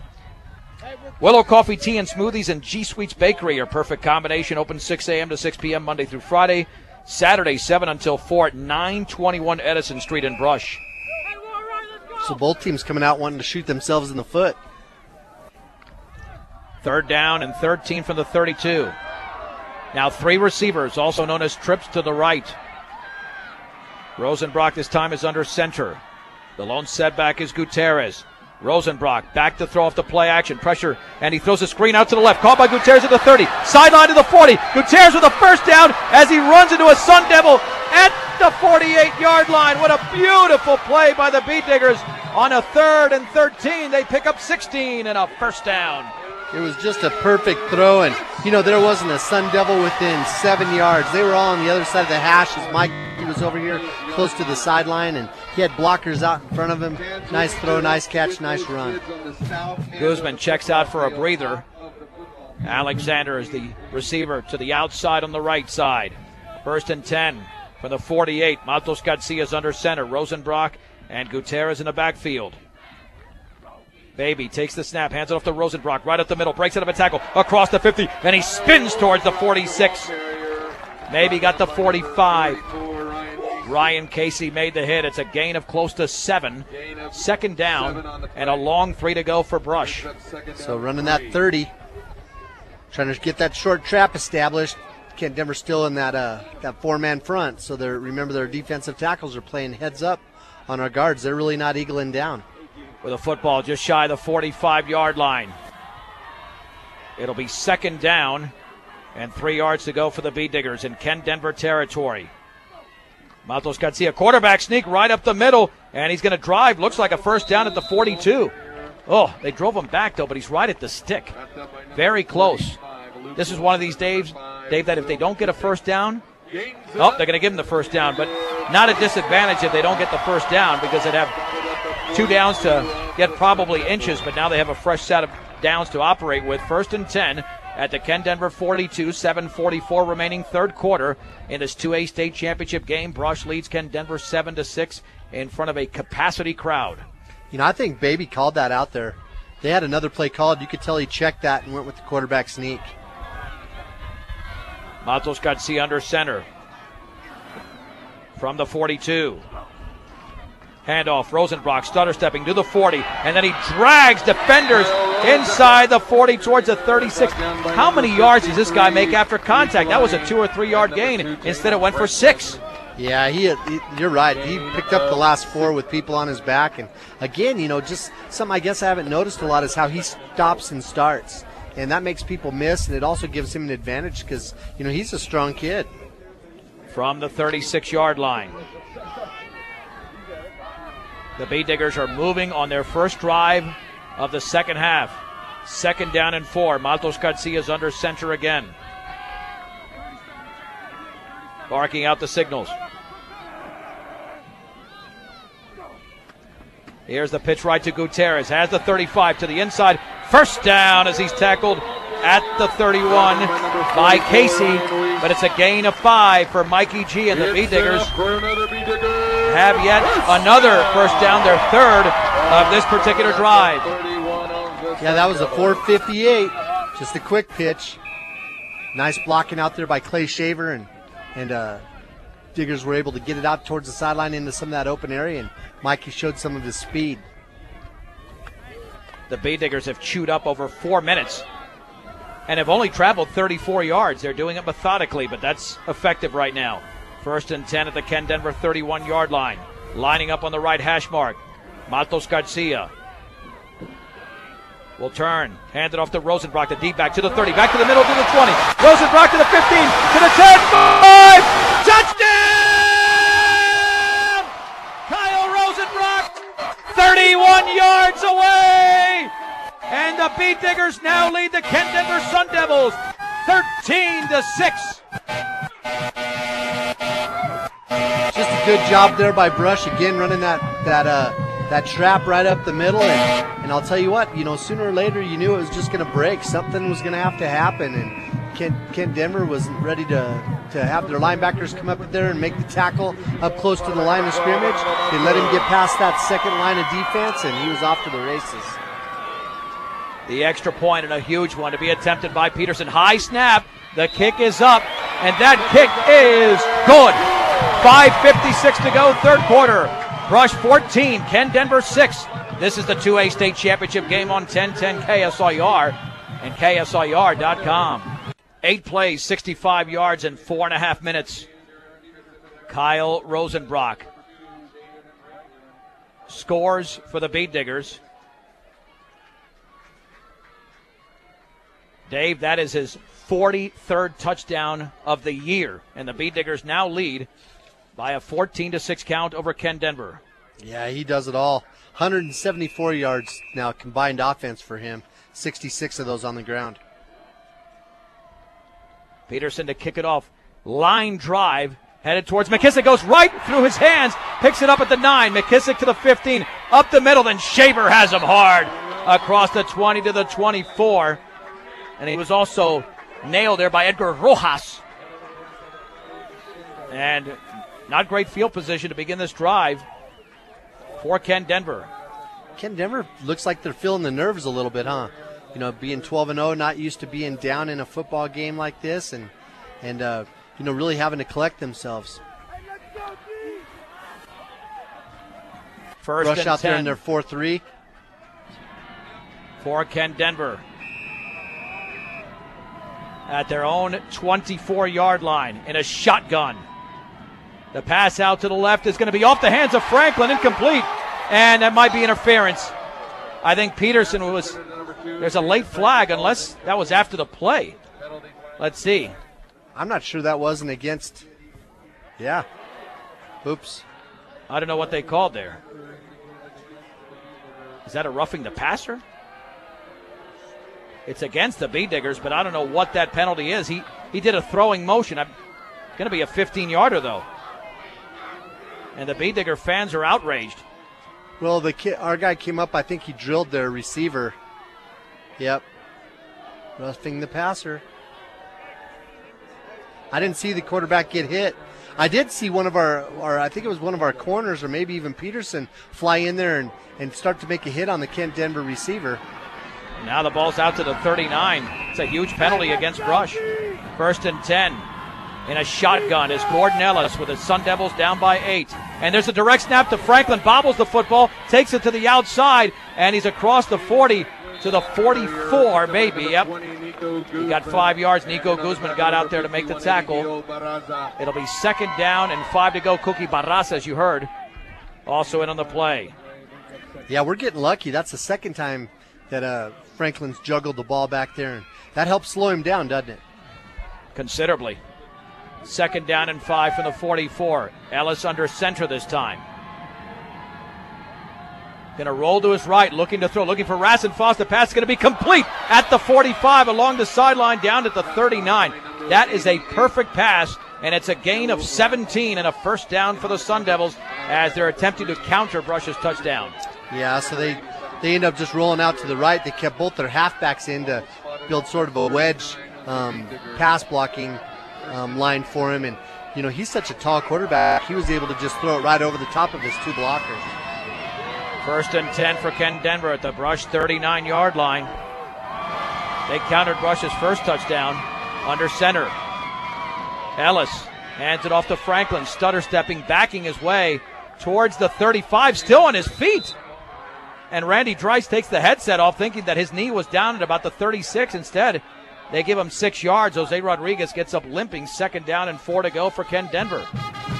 Yeah, you know, the Diggers kind of relaxed there. They all thought he was down, and you could almost see the kids all kind of stand around and start watching. And, you know, he might have went down, but he went down on top of another player, so his body didn't make contact with the ground. 2nd down and 4. This would be a killer for Brush if they come right back, as they did on the first drive.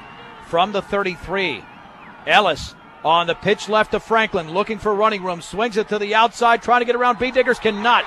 Nico Guzman made the tackle right at the line of scrimmage. And it wasn't the cleanest of tackles, but it brought Franklin down, no gain. 3rd down and 4, and this is 4-down territory for Kent Denver, so you still have to make 2 plays, not just 1. Right. Actually, I think Nico Guzman was going for the ball. He was. It looked like he went out there and he had a hold of the ball, and he wasn't even having a hold of Franklin. 3rd down and 4. The Beat Digger fans standing up, getting into it for this play. In a shotgun is Ellis.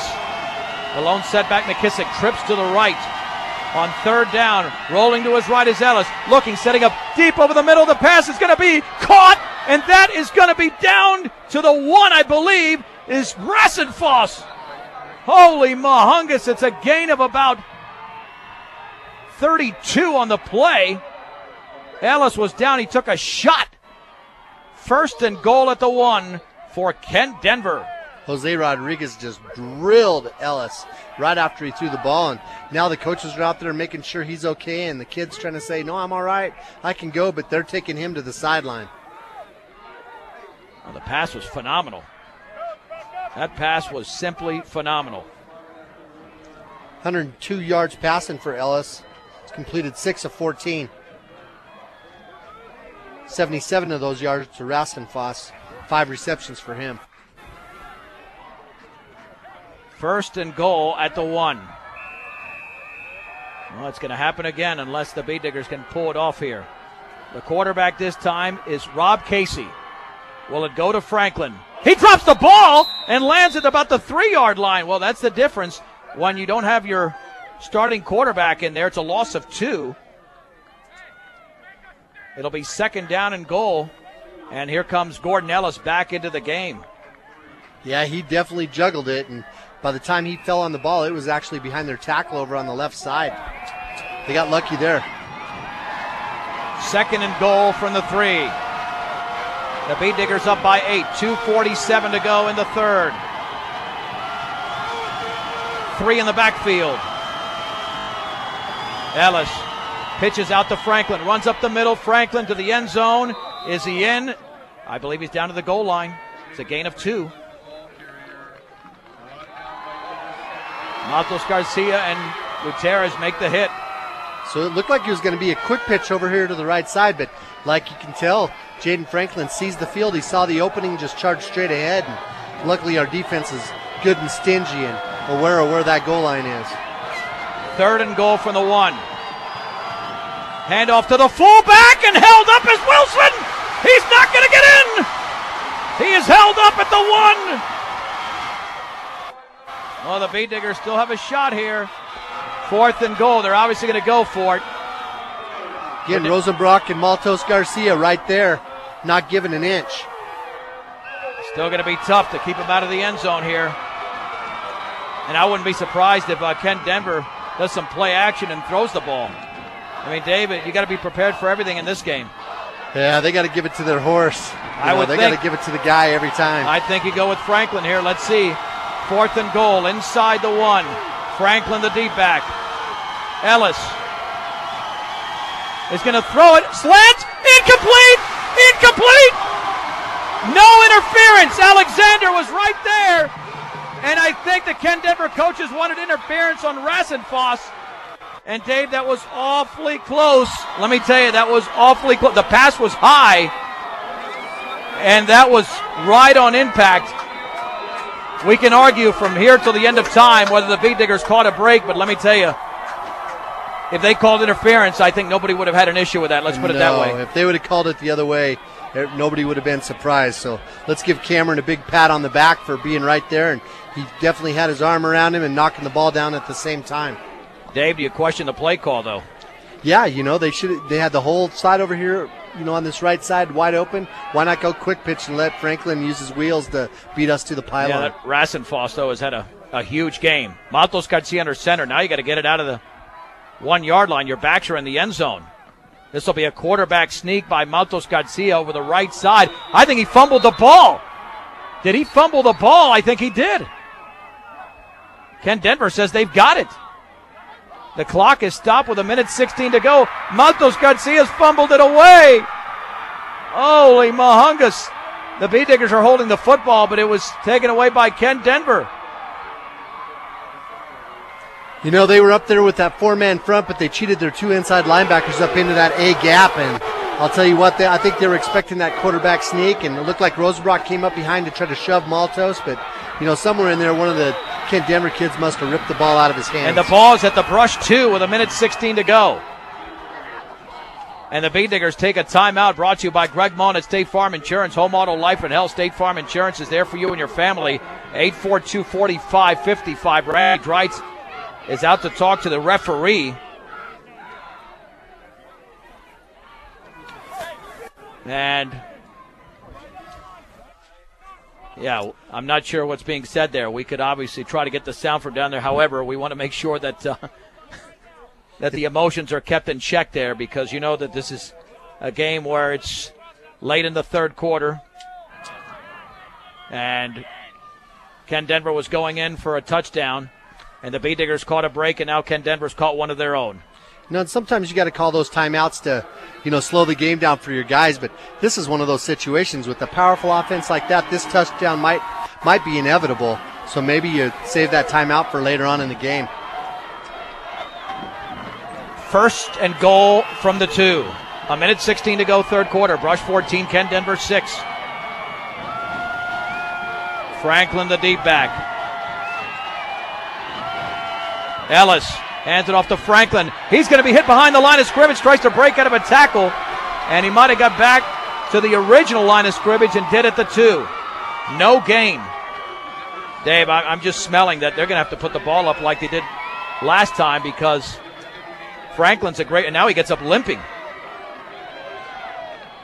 He's a great runner. Yeah, I think you got to almost quick pitch him, though. Either do like a little screen pass or a little swing pass to him, but get him out there where he has some room to run the ball and make the cuts that he likes to make. But, if our defense is holding their ground in here like this, what a great play by the Diggers defensive line. 2nd and goal at the 2. Ellis under center. Ellis hands it off to the fullback. Wilson is hit behind the line of scrimmage at the 3. Maltos Garcia charged through the offensive line and brought him down for a loss of 1. They're trying to play power football, and the Beet Diggers are certainly responding. Well, Carwin and and Jose Rodriguez are just tearing it up in there. But a lot of that's because we had, again, 2 of our linebackers that were up there in that A gap. And that is the end of the third quarter in the 2A state championship game. It is Brush 14, Ken Denver 6 on 1010 KSIR and KSIR.com. The Beat Diggers with a 14-6 lead as we head to the fourth quarter. Ken Denver has been knocking on the door continuously, but is not yet in the end zone. 3rd and goal from the 3-yard line. And Dave, you keep calling for the quick pitch if you're on offense because of the speed of Franklin. Let's see what happens. Ellis is going to hand it off. No, he's going to roll to his right, take off. Rosenbrock has him, and then he's brought down at the 3 as Shaver also got him. Brought down at the 3. It'll be 4th and goal. No gain for the quarterback, Ellis. Great play there by the Digger defense. They stretched that thing out. They wanted to run option. Shaver held his ground over there, and then he tried to make that little fake. As soon as he cut it back up the middle, then Rosenbrock came in from his linebacker position and cleaned it up. I'll tell you what, Coach Creighton is making the calls here on defense right now. They lost a yard. 4th and goal from the 4. Trips to the left. Obviously, Ken Denver going for it. In a shotgun is Ellis. 2-step drop, looking, throwing out to the left. Wide open. Franklin, he's going to be stopped short by Peterson at about the 1-yard line. Peterson makes the tackle, and the Beat Diggers with 2 goal line stands. Holy mahungus! And both of them from very short yardage. Great defensive calling there by Coach Creighton. Being able to, that just goes to show the kind of homework he did going into this game, anticipating the kind of play calling that they would do up there close to the goal line.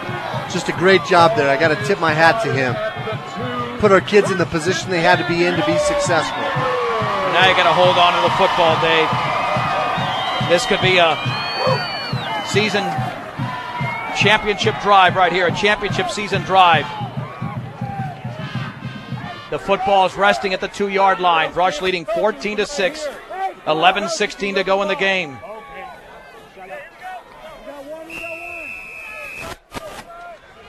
Yeah, you got to get out of your own end zone here. The backs are still in the end zone. Matos Garcia on first down is going to hand it off to Rosenbrock. Stutter stepping, runs to his right, holds on to the football, but only gains a couple of yards to the 4. Wilson makes the hit, and now a Ken Denver Sun Devil is down at the 6-yard line. It's a gain of 2, and Dave, this has turned into a physical smash mouth, teeth on the ground, stretch those ligaments out, and make sure you can get up type of game. Yeah, it's grit time, Both teams are just slamming at each other, and it's just kind of who's going to break first, who's going to keep their composure. You have the option of selling your beans on the spot or storing product in their facilities for future transactions. Give Trinidad Benham a call, 970-522-3595. That's Trinidad Benham. And whether you're in the market to purchase a new or pre-owned vehicle, Ehrlich Toyota East in Fort Morgan will fit you into the car or truck of your choice, serving all of Northeast Colorado. Ehrlich Toyota East with 11:05 to go in the game. The Ken Denver Sun Devil is still being attended to at the 6-yard line, who's right now attempting to get up, and that is Riley Rostello, the 5'9", 170-pound junior defensive back. 2nd down and 8 to go. Dave, I can't believe the Beat Diggers had not 1 but 2 goal line stands, not because they're not capable, but they're doing it in a state championship game. Oh, absolutely. But like I say, that half of the game is coaches putting their players in a position where they can be successful. And you saw our inside linebackers blitzing on those plays. It's almost like Coach Creighton knew they were going to hand the ball off, to their fullback right up the middle. And, they stuffed them. You need a couple of first downs here at the very minimum. A touchdown would obviously be the optimum. Inside of 11 minutes, 2nd down and 8 to go from your own 4-yard line. Gutierrez and Rosenbrock in the backfield. In motion to the right is Guzman. And there's the give. Big hole for Rosenbrock up the middle at the 10-yard line. Breaks out of a tackle. First down towards the 14. If he didn't get into that tackle by Franklin, he might have been all the way down to the 40 by now. And it's a gain of 10 for Kyle Rosenbrock. who must be exhausted out there, Dave. He's given his all, as have all these Beat Diggers, especially when they're on the defensive end. Yeah, he's got one sock up and one sock down. The Diggers faked that 59 and then came back with the 51 right up the middle. So that's almost like that trap. You know, that's the same way they block. It's just trap. And Ken Denver was sure worried about that quick pitch. 1st and 10 at their own 14-yard line. 2 or 3 more first downs again would take time off that clock. Matos Garcia awaits a snap. And he hands it off to Rosenbrock in a delay. That was an awkward-looking play. Got back to the line of scrimmage. McKissick and Wells made the hit. 2nd down and 10 to go for the Beat Diggers. I don't know if Matos Garcia handled the ball cleanly. I'm not sure either, but that was definitely part of their 30 series. A lot like the play they just ran. The only difference was it wasn't off the fake quick pitch. So they're still setting up that bootleg run for when they need it. They haven't gone to that. It's one of their big plays they use once in a while. 9 minutes, 40 seconds to go in this 2A state championship. Brush 14, Ken Denver 6. 2nd down and 10 for Brush at their own 14-yard line. Only one receiver to the left.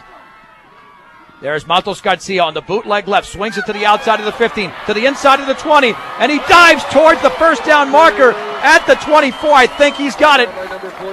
Before the tackle was made along the far sideline over there by Rob Casey. Are they going to measure? Yeah, they're going to measure. He's right at the stick, David. That's not a gain of 10. It's a gain of 9.9999. Right, he's right there at the stick. And when he got tackled, it was one of those plays where the kid actually wrapped him up and rolled him over the top of his own body to bring him to the ground. And that's what probably picked up that extra yard there. But you can tell Coach just wants to pound this ball at him. Morgan Federal Bank is committed to their community and keeping banking simple. When you need banking advice, stop by and see one of their loan officers Monday through Friday, 321 Ensign, Morgan Federal Bank. There's a difference. All right, it's a gain of less than 10. But Dave is just inches short. Yep, we'll have to see if Ken Denver's got the same kind of grit that the Digger defense had. But Dave, a quick count right here. Quick count, and then Matos Garcia. If you're Matos Garcia, considering what happened when he fumbled the ball the last time, I'd say just lunge and then fall down. You just think how many times Rosenbrock's gone under center and just goosing gone for 20 yards. Yeah, just with the quarterback keeper. Right, and it's going to be Rosenbrock anyway. He's going to be under center. Oh, no. It will be Matos Garcia. I saw Rosenbrock. It looked like he was in a position in the huddle that he was going to – he just called out the play. 3rd and inches at the 24. Matos Garcia hands off to Rosenbrock. Right side, got to swing it out. Tries to break out of a tackle. Very close. He lunges. I think he got it. He's going to get the spot there, Dave. He's going to get the spot at about the – just shy of the 25-yard line. Yeah, that'll be a first down. I don't think they have to measure here. That's enough. A gain of a yard and a first down. Well, if you're going to give it to somebody for a yard, it's Kyle Rosenbrock. Right. And, that's not because his feet got there or his body got there. It's because he was leaning that far forward as he ran the ball, as the Kent Denver Sun Devils held on to him, and the officials spotted the ball right where the plane of it met. Find out why Morgan Community College is the best choice for your higher education. Visit MCC online at morgancc.edu. 1st and 10 for the Beat Diggers at their own 25-yard line. 8:27 to go, 4th quarter. Brush 14, Ken Denver 6. The backs are split. Baby Matos Garcia will send Nico Guzman in motion to the left. And there is the give to Rosenbrock. A big hole up the middle to the 35. Then he's tackled in the secondary at about the 38-yard line by Riley Rostello.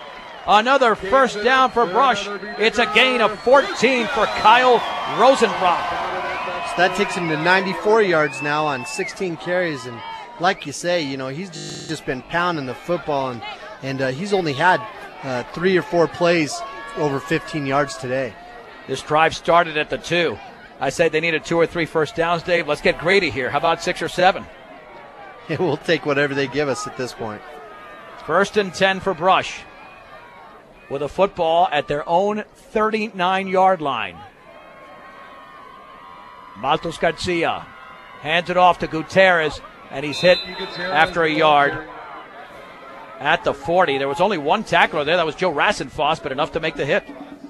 Yeah, Brush lined up in a position where they could kind of lead block with Rosenbrock. He shot through there and put Willis McKissick, their inside linebacker, flat on his back with that ISO, but they just closed the hole too fast. Mikey couldn't get there in time. The Bean Diggers have held the football for 4 minutes on this drive.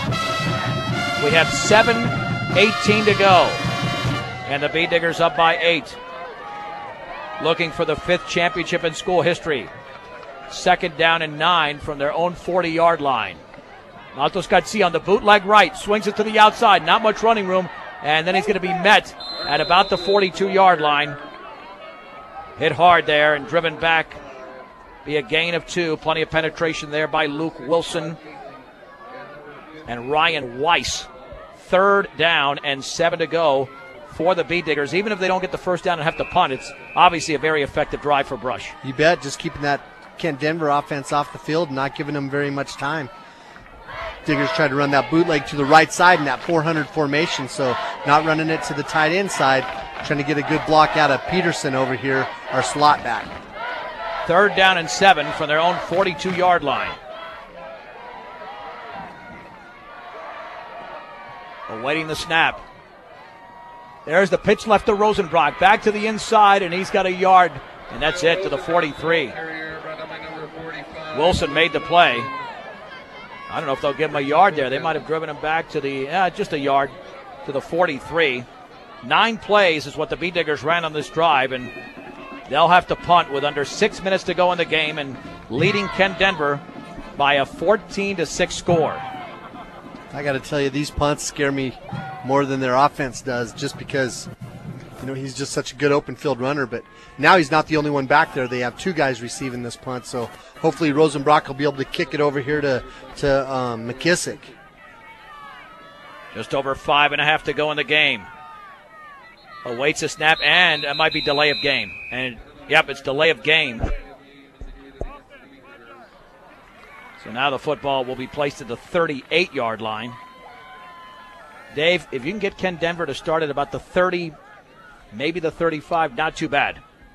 You don't want it at near midfield because, like you mentioned, or obviously worse than that. I mean, that wouldn't be much of a punt, but you'd rather rely on your defense and your special teams. Yeah, we better watch out for the reverse back there on this. Awaiting the snap is Rosenbrock. There it is. Gets it off towards the sideline. That's a good punt. It drops at the 35. It inside takes a huge Bean Digger roll down to the 15. Oh, a tremendous roll and a punt of 47 yards by Kyle Rosenbrock. That might be the biggest punt of the entire season. That is just smart football. Smart football. Rosenbrock, he knows the game. He knew, you could tell he wasn't going to kick it out of bounds there. Maybe he was, but he kicked it low. He kept that spin of the ball going forward, so when it hit, it was going to get a roll. He definitely didn't put it up in the air where the kid could run underneath of it and catch it. The first team defense has allowed 2 touchdowns in the entire playoffs. That is 15-plus quarters, 1st and 10 for Kent Denver at their own 15. Ellis, the backs in an eye. He's going to hand it off to Franklin right up the gut, and he's got a yard, maybe 2, as he ran low. Jose Rodriguez with a penetration. Down to the 17, 2nd down and 8 to go for Kent Denver. And we are under 5 minutes to go in the game, and Brush leads by 8. And Kent Denver's not in any hurry to get up to the line of scrimmage. And that's good for us. On 2nd down and 8, Kent Denver at their own 17. 2 receivers split to the left. Ellis is going to pitch it left to Franklin, fake the handoff, run it to the 20. He's got a seam to the outside, drag down from behind, but he's got a first down. Rosenbrock brings him down at the 28, but it's a gain of 11 for Jaden Franklin. Thank goodness that Rosenbrock was out there. If not, that would have been a lot more dangerous and a lot more than 11 yards. Yep, 134 yards now for Franklin on 19 carries, and almost a horse collar there by Rosenbrock as he grabbed him from behind. 1st and 10 at the 28-yard line. Yeah, Kent Denver's in no hurry, but they have plenty of time. Ellis on 1st down is going to roll to his right, maybe looking for Rassenfoss, setting up deep up the right side. The pass is going to be incomplete. A diving attempt at the 35-yard line. Alexander really didn't turn around, but luckily for him, his defense was good enough there, and he did not interfere with the receiver. 2nd down and 10 to go for the Sun Devils. Yeah, that pass was actually one that probably should have been thrown over his outside shoulder, but it came too far inside. And like you say, Cameron had such good position there. Even if he wasn't looking back, there was no way the kid was going to catch it. Well, that Bee Digger crowd to their feet. 2nd down and 10 from their own 28. 4:24 to go in the game. Ellis rolling right, setting up a screen perhaps, and it's going to be caught by Franklin. No, drop. He was hit right there by Rosenbrock, who read it beautifully off Franklin's hands at the 27. Had he caught that, it would have been a loss of 1. It's 3rd down and 10. Yeah, that was gigantic. Another, we just mentioned the punt. Smart play. Right there, Rosenbrock sees the screen coming. He knows that Franklin's going to be the guy getting the ball, and he was there making the hit as soon as the ball got there. 3rd and 10 for Ken Denver at their own 28-yard line. 2 receivers to the right, 2 to the left. Franklin now is the lone setback. On 3rd down, in a shotgun is Gordon Ellis. 3-step drop, sets up, throws to his right, complete, right up the middle of the 47. A gain of 19 and a 1st down for Ken Denver. The pass was delivered to Jack Ammons. So they've got 120 yards passing now. They've completed 8 of 18. That's Ammons' first reception today. Yep, they'll give him momentum to the 48. That was scary. I'm sitting there watching Franklin. He's the blocking back, and I'm thinking, wow, I can't believe they didn't put him out on that pattern to try to get their gun the ball. 1st and 10 at the 48, under 4 minutes to go in the state championship game. Baxton and Ellis will hand it off to Franklin, right up the gut, and he dropped the football! And I think, let's see, Franklin might have fallen on it at the 47. I think Franklin fell on it. It'll be a gain of 5 for Jaden Franklin. But he had the presence of mind and located the football after it was stripped away to land on it. 2nd down and 5, and Ken Denver caught the same break the Bee Diggers did in the opening half. Yeah, 139 yards now for Franklin, 20 carries. 2nd down and 5 for the Bee Digger 47. Clock continues to tick, under 3:20 to go in the game. Ellis, looked like there was movement, pass out in the flat, caught by Rassenfoss at the 45, and he's got a 1st down and dragged down at about the 40. And yeah, that gain will be 7 yards. At the conclusion of the game to make sure that no 9 for 19. He was wide open over there. Just a pattern. It wasn't even a pattern here, just a hitch pass. He just stood there after they snapped the ball, and we gave him about a 7-yard cushion. So all he had to do is catch it and run with it. Well, they've amassed 45 yards on this drive so far. They're at the Brush 40, 1st and 10. Ellis out of his shotgun. Play action. Will take off with the football. Stutter stepping. He's going to be knocked down for a loss of 1 at the 41. Wasn't sure where to go as the play was made by Randy Woodward. 2nd down and 11 to go for Ken Denver. This will be the 9th play of the drive. And Dave, that clock does not tick any slower. 2 minutes and 38 seconds to go in the game. I'm telling you, Coach Creighton and his defensive team have done a whale of a job being prepared for this offense. 2nd and 11 from the Brush 41. 2 receivers to the left. Ellis back to throw, plenty of time. Rolls to his left, and he's going to be sacked! Joe Carwin throws him down at the 49 for a loss of 8. A big play by the Bee Diggers. Ken Denver calls a timeout. And it is 3rd down and 19 to go with 2:14 to go in the game. What a play. He had it, and then the protection broke down. Yeah, and you know what part of that was is Creighton sent Peterson on a safety blitz over here from the right side. And you saw Peterson sneak up in there. He comes up on the outside. They don't have enough support in the middle, and boy, did Carwin wrap him up. He had him like a bear hug from behind and spun him around and threw him down. Could be 2 plays for the season, Dave. 2 plays away from a perfect season. I believe Ken Denver still has 2 timeouts remaining. Yeah, 1 or 2. We'll see if we can get a check on that. Well, let's see if Denver decides to give it to their star or if they're going to go ahead and keep giving it to some other people.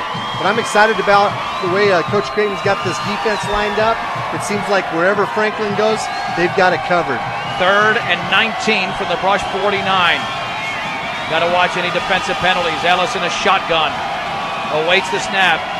3-step drop. Now rolls to his left. Pressure coming backside. Throws on the run. The pass is incomplete. A diving attempt at the 30-yard line. In and out of the arms of Riley Rostello. It would have been close to a first down, and the pass was actually not that bad. No, it was short, but you know, he dove in there to make the catch, and it looked like it kind of bounced off his shoulder pads. He was only about a foot or two off the ground when he dove in there to catch it.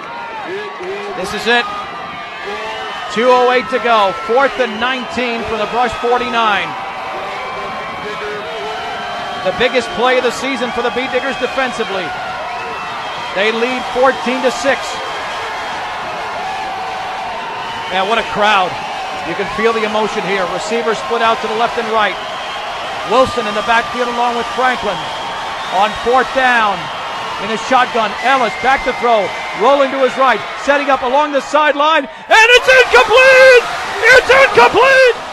Intended for Rasset Foss. Oh, we're going to have a penalty on the Beet Diggers, though. There's a penalty in the defensive secondary. Oh, boy, this could go against Brush and extend the drive. Interference against Brush. Yep. It extends the drive. That's a 15-yard penalty. Is that an automatic first down in high school football, though? Remember, high school football has different rules. Let's see, that might not be an automatic first down. So it's 4th and 4. Yep, with the ball at the 34-yard line. Well, the Beet Diggers still have a shot to make a play. 4th and a short 4. That ball's at the 33.5-yard line. You still have a shot to make a play. 2:03 to go in the 2A state championship game for Brush. Brush 14, Kent Denver 6. Kent Denver's have been given another play to extend their season. Ellis is in a shotgun on 4th and a short 4. Ellis has the football, back to throw, setting up a screen, caught underneath, and it's going to be held short of a first down right at the stick to the 30-yard line. That might be a first down to Willis McKissick. I think he might have it. They're going to have to measure, but I think he's got the first down, Dave. He's right at this. If he didn't get the first down, that's barely short, but I think he got enough yardage, which would have been 4, to get the first down, as the Beet Diggers were there at the 32-yard line, but they could not drag him down before he got to the 30. They will measure, but from this vantage point, it looks like he got it. It depends on how straight those lines are out there. That's the thing. It's so hard to tell. I mean, if he didn't get it, Dave, it's by a credit card. It is so close. I don't think he got it. The stick on this side looked like it's on the Kent Denver side right. of the 40-yard line. It's tough to tell. It is so tough to tell. They're going to stretch it out. This is the biggest measurement in Brush High School history. They stretch it out. And he's short! He's short! Oh, Mohawks, he's short! I mean, I don't know how short he is, or how short the inches to make was, or inch to make. But it was oh so close. Oh, you had to get right on top of the chain to tell it was close. I mean, I couldn't tell from here. Less than an inch, I don't know. David, it was that close. Yeah, it was. All I was thinking was you looked at the sticks over here on the Kent Denver side of the field, and you know the stick was just on the upside of the 40-yard line, and it looked like they put the ball down right on the 40. So now the Diggers just got to take care of it. 30-yard line, yeah, and that's where the ball. 30, I mean, yep. That's where the ball's resting right now. But Dave, credit Kent Denver. They need to picked up a 4th and 19, a 15-yard penalty. Then that's as close as it gets. We have 1:55 to go in the game. 1st and 10 for the Beet Diggers at their own 30. Hold on to the football here. Matos Garcia hands it off to Rosenbrock, running left, and he breaks out of a tackle. across the 30, still on his feet as he was dragged by the ankles at the 30 and got to the 35, a gain of 5. Timeout, Kent Denver. 2nd down and 5 to go, and the Beet Diggers took up 9 seconds on that play because of Rosenbrock's second effort. Yeah, he wasn't going down. That took him to the century mark, right on the money. 18 carries, 100 yards, and let me tell you, today, every one of those yards was hard-earned. Nothing came easy for Kyle. 2nd down and 5 from the 35-yard line. 106 seconds left in this season. That offensive line's done a great job today. Actually, offense and defensive line. They're led by Carwin there at center in the middle. Cookie Barraza, the left guard. Omar Fierro, the left tackle.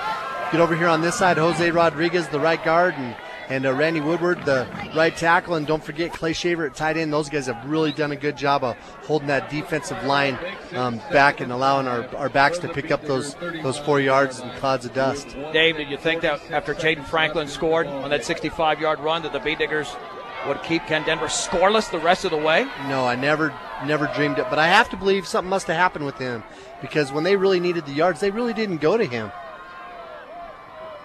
Matos Garcia under center. 2nd and 5 for the Beet Diggers at their own 35-yard line. Baby hands it off right up the middle to Gutierrez. They're trying to strip the football across the 35 to the 36-yard line. Kent Denver takes their last time out. Their final, give them the 37 though. How about 2 yards in a play, close to 2.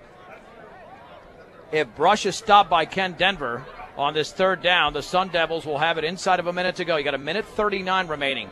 99 seconds to go in this game, and Brush leads Kent Denver 14-6. You need your vehicle and farm equipment to be in top shape, so make sure you take care of them by purchasing the best quality parts at great prices. Your local Napa store, Central Auto Parts in Fort Morgan.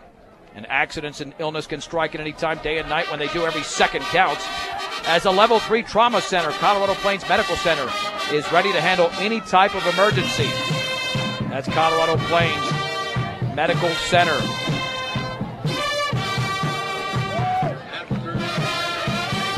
Here we go. 3rd and a long 3 for the 37.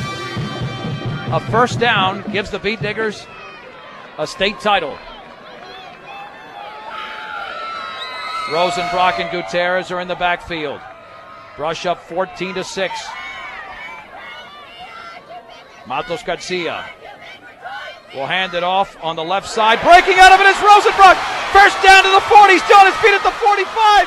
Rosenbrock is still going, and he's down at the 45. Dragged back at the 43, but the forward momentum gives him a first down, 7 yards, and that's going to be a state title for the Brush Beet Diggers as Kyle Rosenbrock pulled it off. And he had to do it, John. He had to do it because he was caught behind the line of scrimmage. He had to break that tackle to get the first down, and he did it. That was on him. And then even after the play, he was still breaking tackles. It's like, you know, he knew that was the play that was going to win the game. The Beet Diggers are in victory formation as Matos Garcia takes the snap and takes a knee.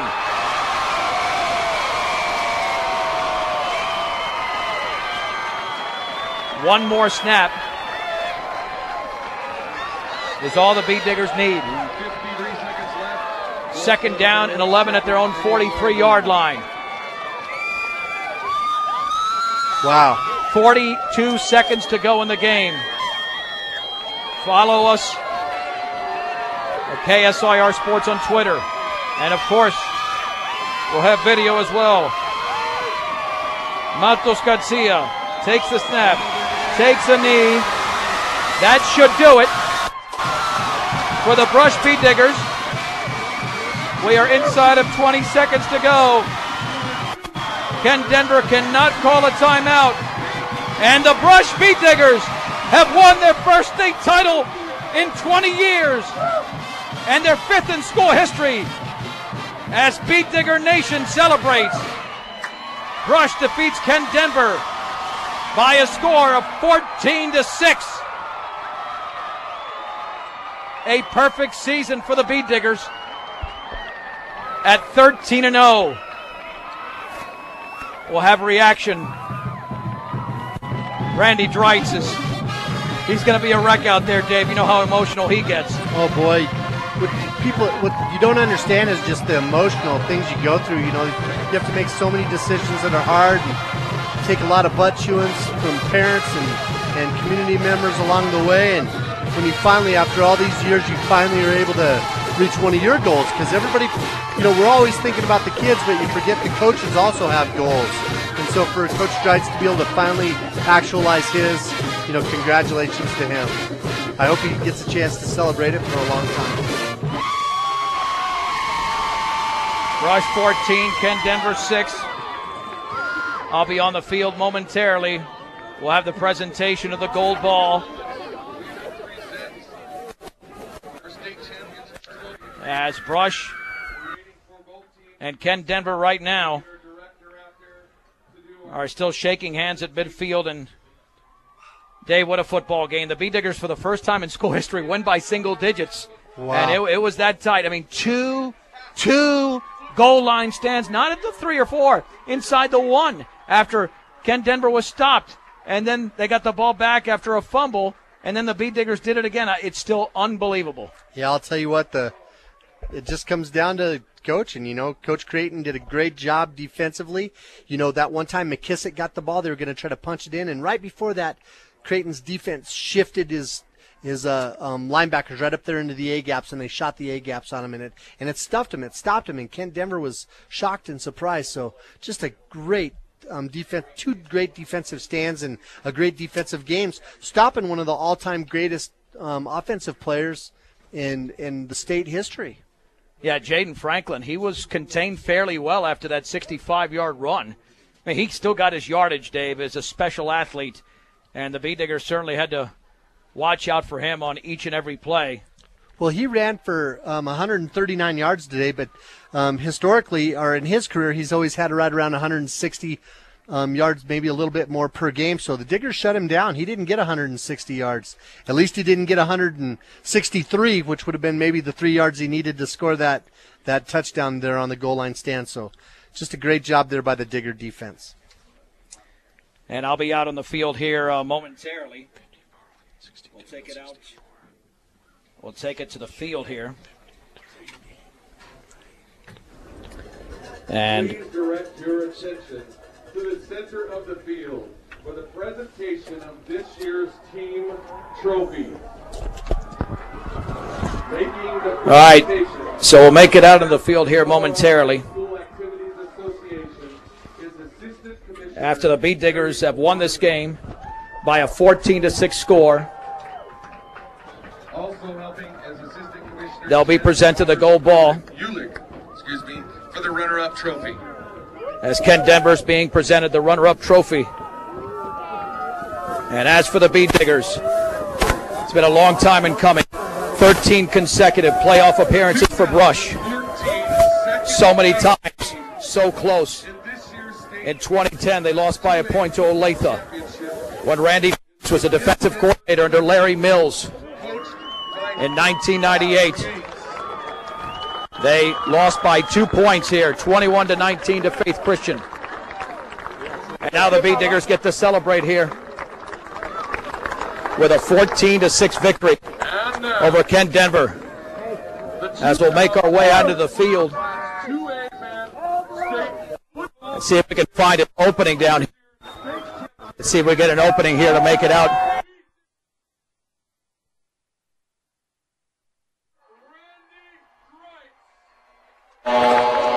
We'll get to the players. And there's the celebration out with the Bead Diggers receiving the gold ball.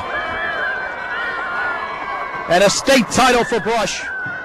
And here come the student faithful as the Bead Diggers pick up the victory and the title.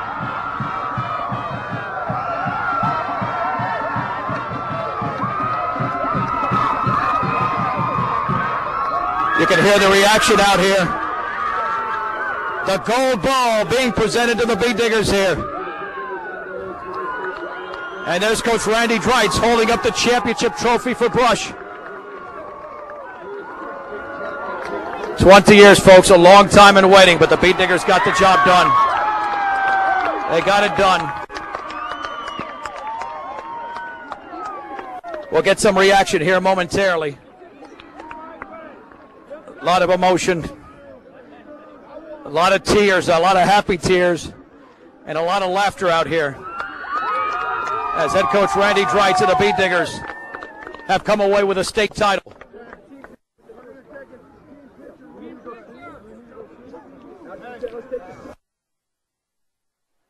Here momentarily, trying to find the cleanest spot possible. We're in a sea of Beet Diggers.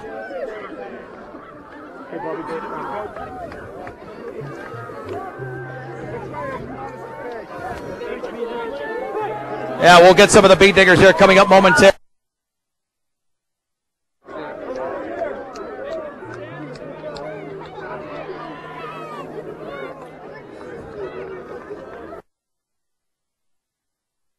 Here, lots of hugs and lots of emotion.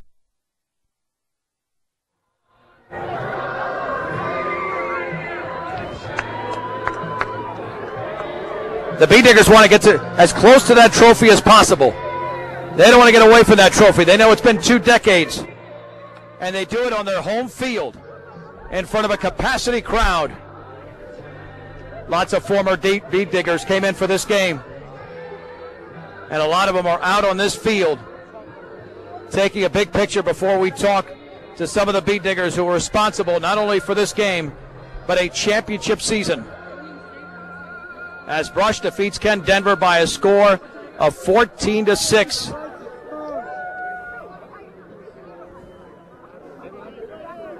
And you can check out the Brush Beet Digger Athletic. Plenty there online. Pictures, we'll have video on a KSIR B106 channel on YouTube as well. Now let's see, we'll get some of the Beet Diggers out here. Let's bring in Kyle Rosenbrock. Kyle, your senior year, let's talk about what you accomplished all season. You lose to Faith. Started your... Yeah, we've been hungry since our freshman year. Been working hard day one and to get revenge against Faith earlier this year.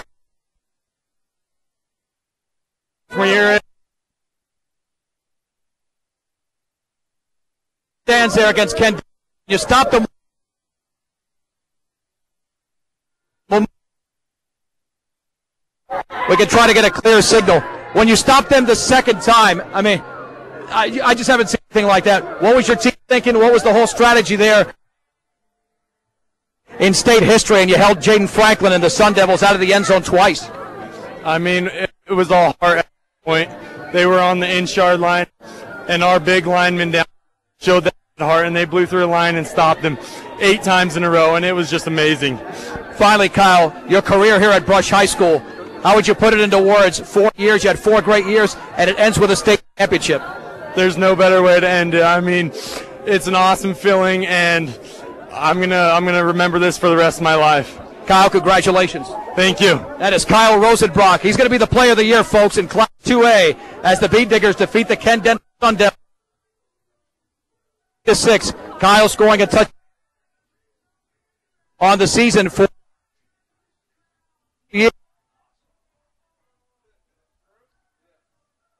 Diggers.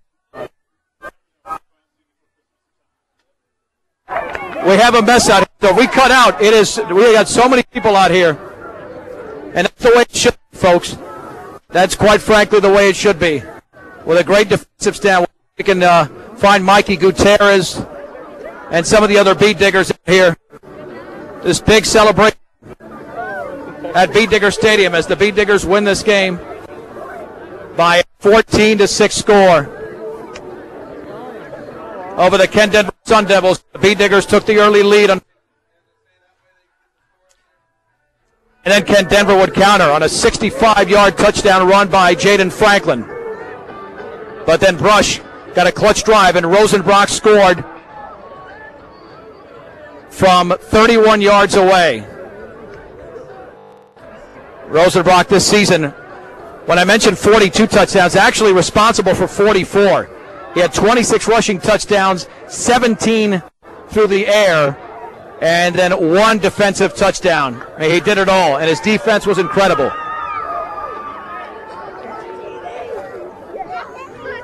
And you can feel the atmosphere out here at Beat Digger Stadium as the players continue to celebrate.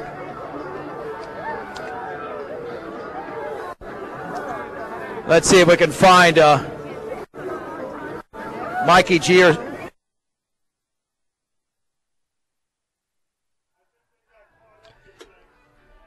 Dave, I think we're going to have to jump in here. Along with Dave Urig at Beat Digger Stadium. We'll be back up for the extension of the post-game show a little bit later on. As soon as we spot a couple more players down here, we'll run through the individual and the team stats as Kent Denver was held out of the end zone for the final 3.5 quarters after the Beat Diggers had a 7-0 lead, trimmed to 7-6, and that missed extra point certainly did loom a little bit large because Brush led throughout the course of the game. They never trailed in this particular game. In fact, they never trailed in the playoffs. They led Moffat County. They led Eaton. They led Faith Christian from start to finish. And then, of course, in this game, up 7-0, 7-6, and 14-6. I'm going to wiggle my way through. And let's see if we can spot a couple of the Beat Diggers that have played prominent roles. They're being surrounded by family and friends.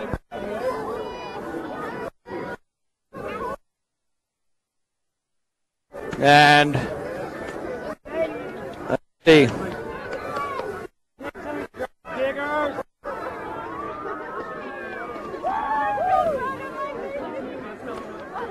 We'll bring in Alec Peterson here momentarily.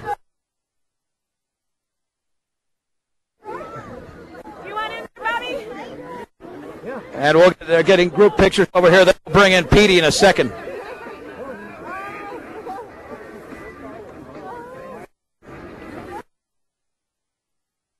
Right. All right, let's bring in Petey. Let's bring in Alec Peterson. Played a huge role on this team. Just so we get a clear signal, we'll move it out here in the open. Petey, talk about what this team accomplished all season. You're ready for this game. Obviously, a state championship at home. Obviously, it can't end any better. Yeah, it did. I mean, this was a dream ending. We had this since day one. That's what we envisioned. And, I mean, we got to this point, and we just realized we had something to do. And we just went out there today, and we had a blast. We all did our job, and it was so fun. How tough was it defending that Kent Denver offense, considering your defense has been good all season, great in the playoffs, but they have a goal line stands? Yeah, it was just a matter of we had a game plan, and we knew one of the best in the state. He's definitely the best running back in the state. And we knew we had a tough task, but, I mean, we've had many tough tasks this year. This is just another one that we had to step up to, and we got the job done in the end. Finally, it's a team effort. You had a great season. Mikey Gutierrez, a great season. Nico Guzman, a bunch of the Beat Diggers, even Clay Shaver, an underclassman. We can mention all the Beat Diggers. But what about basically the captain, the leader, Kyle Rosenbrock, and what he did for the team to make everybody a better player on this team as well? It's unreal when you have a player like that. To be able to play with him, it's such an honor. And if he's not the best player in the state, I don't know who is. And it's just so fun to play with him. He brings energy every single day. And just to be able to play next to him, it's an honor. It was really fun, and I love him. Petey, congratulations. Thank you, thank you. That is Alec Peterson. As the Beat Diggers win the game over the Kent Denver Sun Devils, 14-6 state championship. We'll try to get one or two more interviews here during the post game here from Beat Digger Stadium. Yeah, I mean, you think after a while that the emotion would maybe die down, but you know what? When you win your first state title in 2 decades, you can just feel it. I mean, you know that you got to celebrate this as long as possible. You got to keep riding this wave as long as you can. You got to enjoy it. I know there's winter sports and, of course, baseball coming up, and Alec Peterson is a great baseball player, as is Kyle Rosenbrock and even Mikey Gutierrez, and the Beat Diggers will be very stacked in that sport. But when you talk about celebrating something that the Beat Diggers have not had in 20 years, you certainly had to celebrate it as long as possible. You got to ride the wave, and that's what the Beat Diggers are doing here after the 8-point victory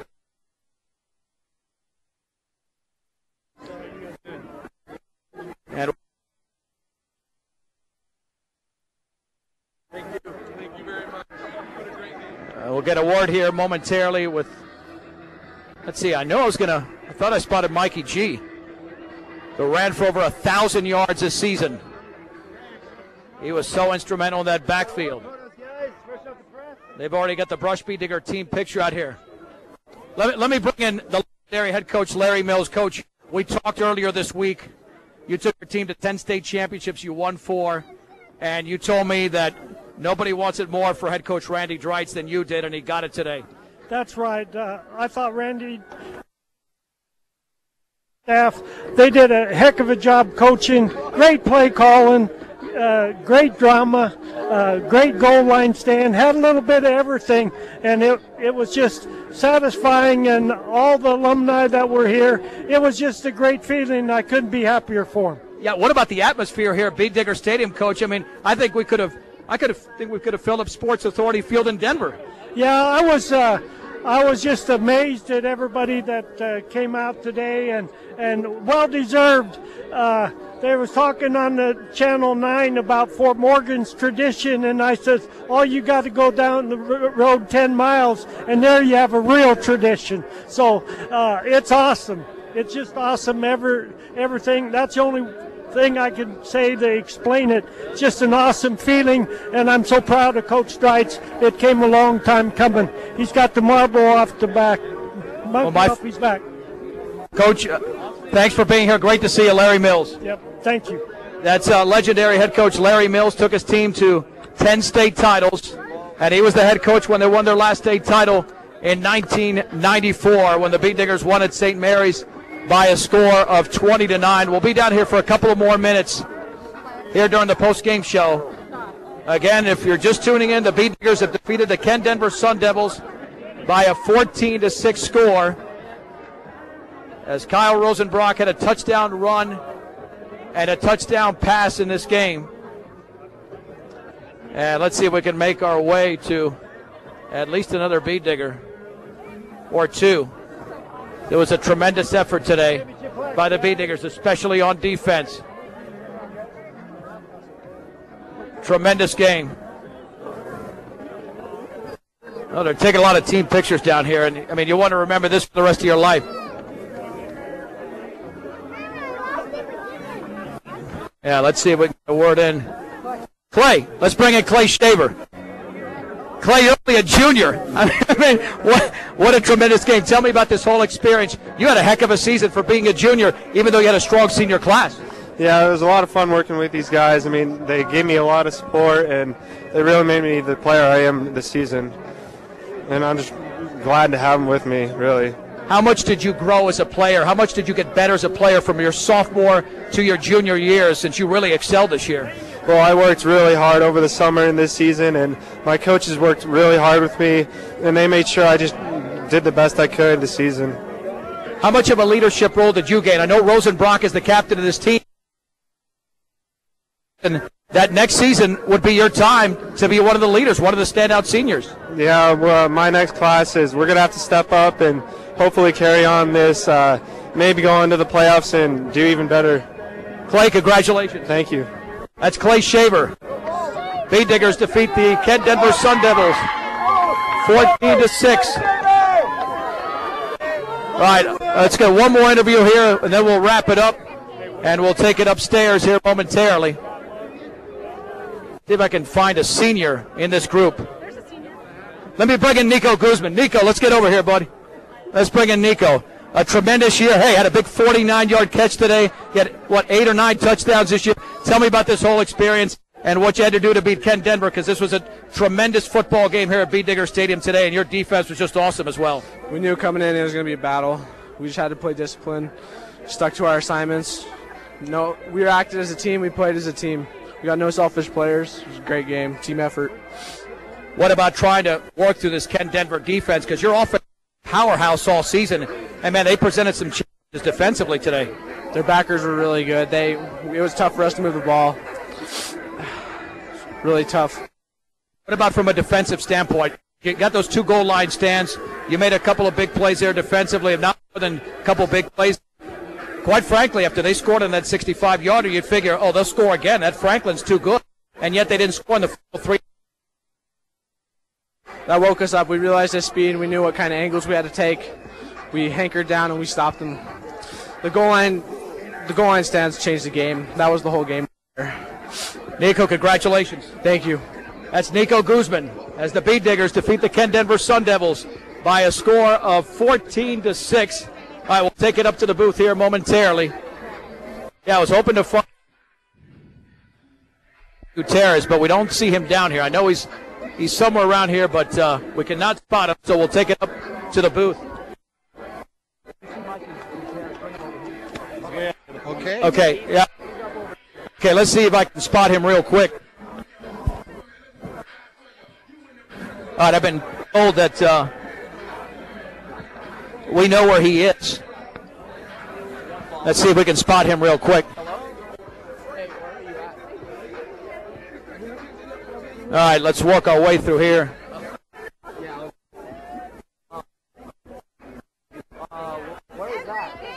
Let's see.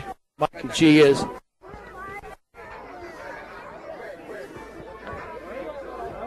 We're going to have one final view.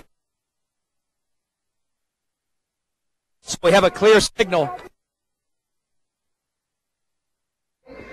And we bring in senior running back, Mikey Gutierrez. Mikey, you know I don't have the best body in the world, but I saw you in the gym working out a few times this year. I mean, your season didn't start in August or even July. It started a long time before that. Yeah, I mean, just ever since the end of last year, I realized, this is what I want to do when high school is all done with. So I just wanted to work harder than everybody else and prove, that I deserve to be out here with the rest of these, amazing athletes. And that was just my motivation every day, was to get better and better. Did you feel you had a little chip on your shoulder that you had to get that much better from your junior year? Because you had a great year last year, but obviously stepped up your level of play this year. Oh, yeah. I mean, they say, well, I always say never be satisfied. So just every day I tried to work harder and harder, and hey, it paid off. We're here finally. All right, you had a great season offensively, but how proud of you to be part of this defensive squad, because defense really won it in the playoffs. Oh, yeah. I mean, offensively, we knew we were great, but we knew we had to work defensively. And, I worked really hard day in, day out on defense, and I just tried to be the best I could, to stop everybody. Mikey, congratulations. Hey, thank you very much. That is Mikey Gutierrez, as the Bead Diggers have won the 2A state title by a 14-6 score. Mikey Gutierrez, a senior running back, will take it up to the booth here momentarily. And these Bead Diggers play other sports, folks. It's not done. They're looking ahead to wrestling, basketball, baseball. There is no stopping this team. No stopping. So don't be surprised if Brush is holding a title in another sport by the end of the 2014-2015 season. All right, I'll be joined by Dave Urich momentarily, and we'll wrap it up. We'll have the individual and the team stats. As you're listening to the Bead Digger postgame show brought to you by, well, I'll tell you right now as soon as we get up there. I got everything but the sponsor sheet on me today. All right, now we're up in the booth. That's exhausting. All right, Bead Digger postgame show brought to you by Mr. D's Ace Farm and Home Center in Sterling, as well as Brush and Fort Morgan, your farm and ranch headquarters for all your farm and ranch supplies, and they carry feed for all your animals and pets. Dave, let's run through the individual numbers for both teams. All right, well, let's take a look at Ken Denver. One of the top running backs in the state's history, and he came out and showed it again today. He ended up carrying the ball 20 times for a total of 139 yards. He was only able to break off one big one for 65 yards, the second carry of the game, which was their only touchdown. McKissick, their fullback, had one carry for 5 yards. Rassenfoss had one carry for 18 yards. And then Wilson, another fullback, carried the ball 3 times for only 2 yards. But keep in mind, those carries were on those 2 goal line stands that Brush was able to come up with on defense. Gordon Ellis threw the ball 21 times. He completed 10 of those for 133 yards. He also was sacked a couple times and tried to run the ball a couple times for a total of a negative 11 yards. For a grand total of 133 yards passing. He had 1 interception. Rassenfoss had 6 receptions for 84 yards. Franklin had a couple for 14 yards. Ammons had one for 19 yards, and then McKissick had one for 5 yards. So total of 286 yards offense for Kent Denver. They had 50 offensive plays. 29 of those were runs. So that's the bonus. There's the story right there, because I'm sure they would have loved to have been able to give the ball to Franklin a lot more often, as they only had 29 runs total. Dave, this game ended up being about defense, but certainly the Bee Diggers did enough offensively to generate the victory in the state championship. Yeah, that they did, and it wasn't necessarily so balanced. I think Kent Denver would have loved to have been in Brush's shoes, as they had 53 plays, but 40 of them were runs. So the majority of their offense was on the ground, shoving the ball right at the Sun Devils, and it paid off. Mikey Gutierrez had 15 carries for 53 yards. Maybe not the kind of yardage that he would like to have had, but he was getting those big yards early in the game, and that's when we really needed him. Also, Alec Peterson had a big carry for 7 yards at the beginning of the game, 1 yard for Conrad Cole. Arnaldo Maltos Garcia had 15 yards on 4 carries, but the story of the game, like you said down there, Kyle Rosenbrock, what a great effort for him. He ended up with 108 yards running and 108 yards passing. He completed 5 of 12 passes. Those passes were to Nico Guzman for 49 yards. Clay Shaver had 2 for a total of 29 yards. Peterson had a 14-yarder, and Gutierrez had a 16-yarder. So just a great, offensive effort against a quality team. The other undefeated team in 2A. That's the kind of game you have to play. And they say defense wins championships, and that's what happened. Our defense took the took the Kent Denver offense off of their game. They had to throw the ball. They wanted to run it. And then when they needed to score to tie the game up, 2 times, 8 plays in a row, the Digger defense held them. Dave, they obviously wanted it pretty badly. You saw the emotion, lots of tears down there, and a lot of those seniors extremely well. I mean, you were a coach here for many years as an assistant, head wrestling coach. I mean, you've been part of this program for a long time, for a couple of decades, and you can imagine what they were going through down there. Basically, what happened after the game was a reflection of the emotion they put into the game. Oh, there's just so many hours of hard work. I kind of mentioned before, with Coach Streitz and the coaching staff, just, all the turmoil that you go through as a coach, just trying to, organize a bunch of kids and give them the best chance to win. But the kids do the same thing. They put a lot of hours into working out in the weight room. They do a lot of stuff for people to make them faster. They do a lot of stuff in the summertime with camps. They just put a lot of effort out there. And you said it coming up there, there's a good chance that these kids are going to win some more titles. Keep in mind, most of the guys you talk to down there are guys on that wrestling team. And Conrad Cole, one of them, returning a 3-time placer, 1-time state champion. Rosenbrock's a 2-time placer. Jose Rodriguez, Carwin was a finalist last year. Alec Peterson? Yeah, Alec Peterson, probably one of the most consistent wrestlers on the team last year. And then right after that, then they're going to give it to the state again in baseball, like you mentioned. Oh, yeah. So just a lot of things to look forward for this group of guys their senior year. Let's briefly recap the scoring for the Bee Diggers. They got on the board on the opening drive of the game. 10 plays, that is 59 yards in 5 minutes and 40 seconds. Clay Shaver, 15-yard touchdown catch. We didn't even talk about that during the postgame. By the way, the fire department here is having a parade starting at 4:30 behind the gymnasium. So if you're listening to us right now, 4:30 behind the gymnasium, a parade for the team led by the Brush Fire Department. All right, now let's continue with a recap. 3 plays for this Kent Denver team on their first drive, 71 yards in 49 seconds. Jaden Franklin scores from 65 yards out. PAT was no good. It was 7-6. And by the way, Dave, what a career that guy had. Oh, I'll tell you what. Just the ability to be able to play both sides of the ball and then put it together 4 years in a row and have that consistency is, it's hard to do. Otherwise, it would happen all the time. But that Kent Denver team was really, really good. Obviously, 12-0 getting here. It just wasn't Jaden Franklin. He had a lot of help around him, but he certainly was the leader, as was Kyle Rosenbrock, who scored from 31 yards out. And, again, that was his 26th rushing touchdown of the season. Going into the game, he had 25 rushing touchdowns, 16 passing, and then the 1 defensive touchdown against Fort Morgan. Well, today he had a touchdown pass and a touchdown run, so responsible, just to clean up what I said earlier, which I was a little bit inaccurate. He was accountable for 44 touchdowns this season, scored from 31 yards out. with the extra point being good, and it was 14-6. That was it. And where Nico Guzman said it, where the game changed was on the two goal line stands. If not, we're talking at a 14-12, maybe 14-14 game, because Ken Denver would have gone for two. And Dave, it's as simple as that. Yep, and again, like we said, that goal line stand forced Kent Denver into thinking outside the box. They didn't have the faith to give it to the Franklin kid to score the touchdown.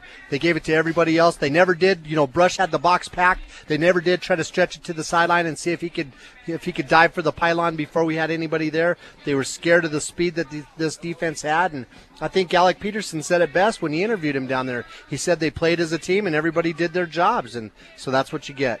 All right, final thing, you can follow us on Twitter at KSIR Sports. All the updates that we provide throughout the course of the high school season, as well as our Facebook page, 1010 KSIR Sports. Video at KSIRsports.com by clicking on Brush Videos. We have select videos there. We have a larger number of videos on our KSIR B106 channel on YouTube. They'll be going up a little bit later on, perhaps as late as tomorrow morning, but we'll get them up there as soon as possible. Obviously, it takes a huge team just to accomplish just not only getting on the air, but doing our video work and that much more. All right, so the Brush Bee Diggers get it done as they defeat the Ken Denver Sun Devils 14-6. Dave, you and I have been doing this now. You've been on our broadcast team here since, I believe, the 2001 season when you started with Rob Hastings, and we finally got to today, which we've been waiting for a long time. Yep, what a joy, and thanks to all the sponsors for making this happen, and KSR for following Brush Sports, and, what a great ride. I'm just so happy to been able to be here to watch these guys and this team, finally make a state championship again in football. Bee Digger postgame show has been brought to you by Mr. D's Ace Home Center. The sound engineer and producer of Brush Bee Digger football doing an outstanding job is Rose Condas, our studio engineer, Alan Lance. For Alec Creighton, who was providing us with plenty of sounds. The sounds on and you felt it. I mean, you really felt it up here. We were shivering at times, and I was getting the shakes, not because I felt sick, but because you could feel the atmosphere here, and it was good to get that, to feel the environment even up here from what was happening not only on the field but in the stands. For Dave Urich, I'm John Beltran. The final score, the Brush Bee Diggers defeat the Ken Denver Sun Devils to win the 2014 Colorado Class 2A Championship 14-6 from Bee Digger Stadium right here on 1010 KSIR and KSIR.com.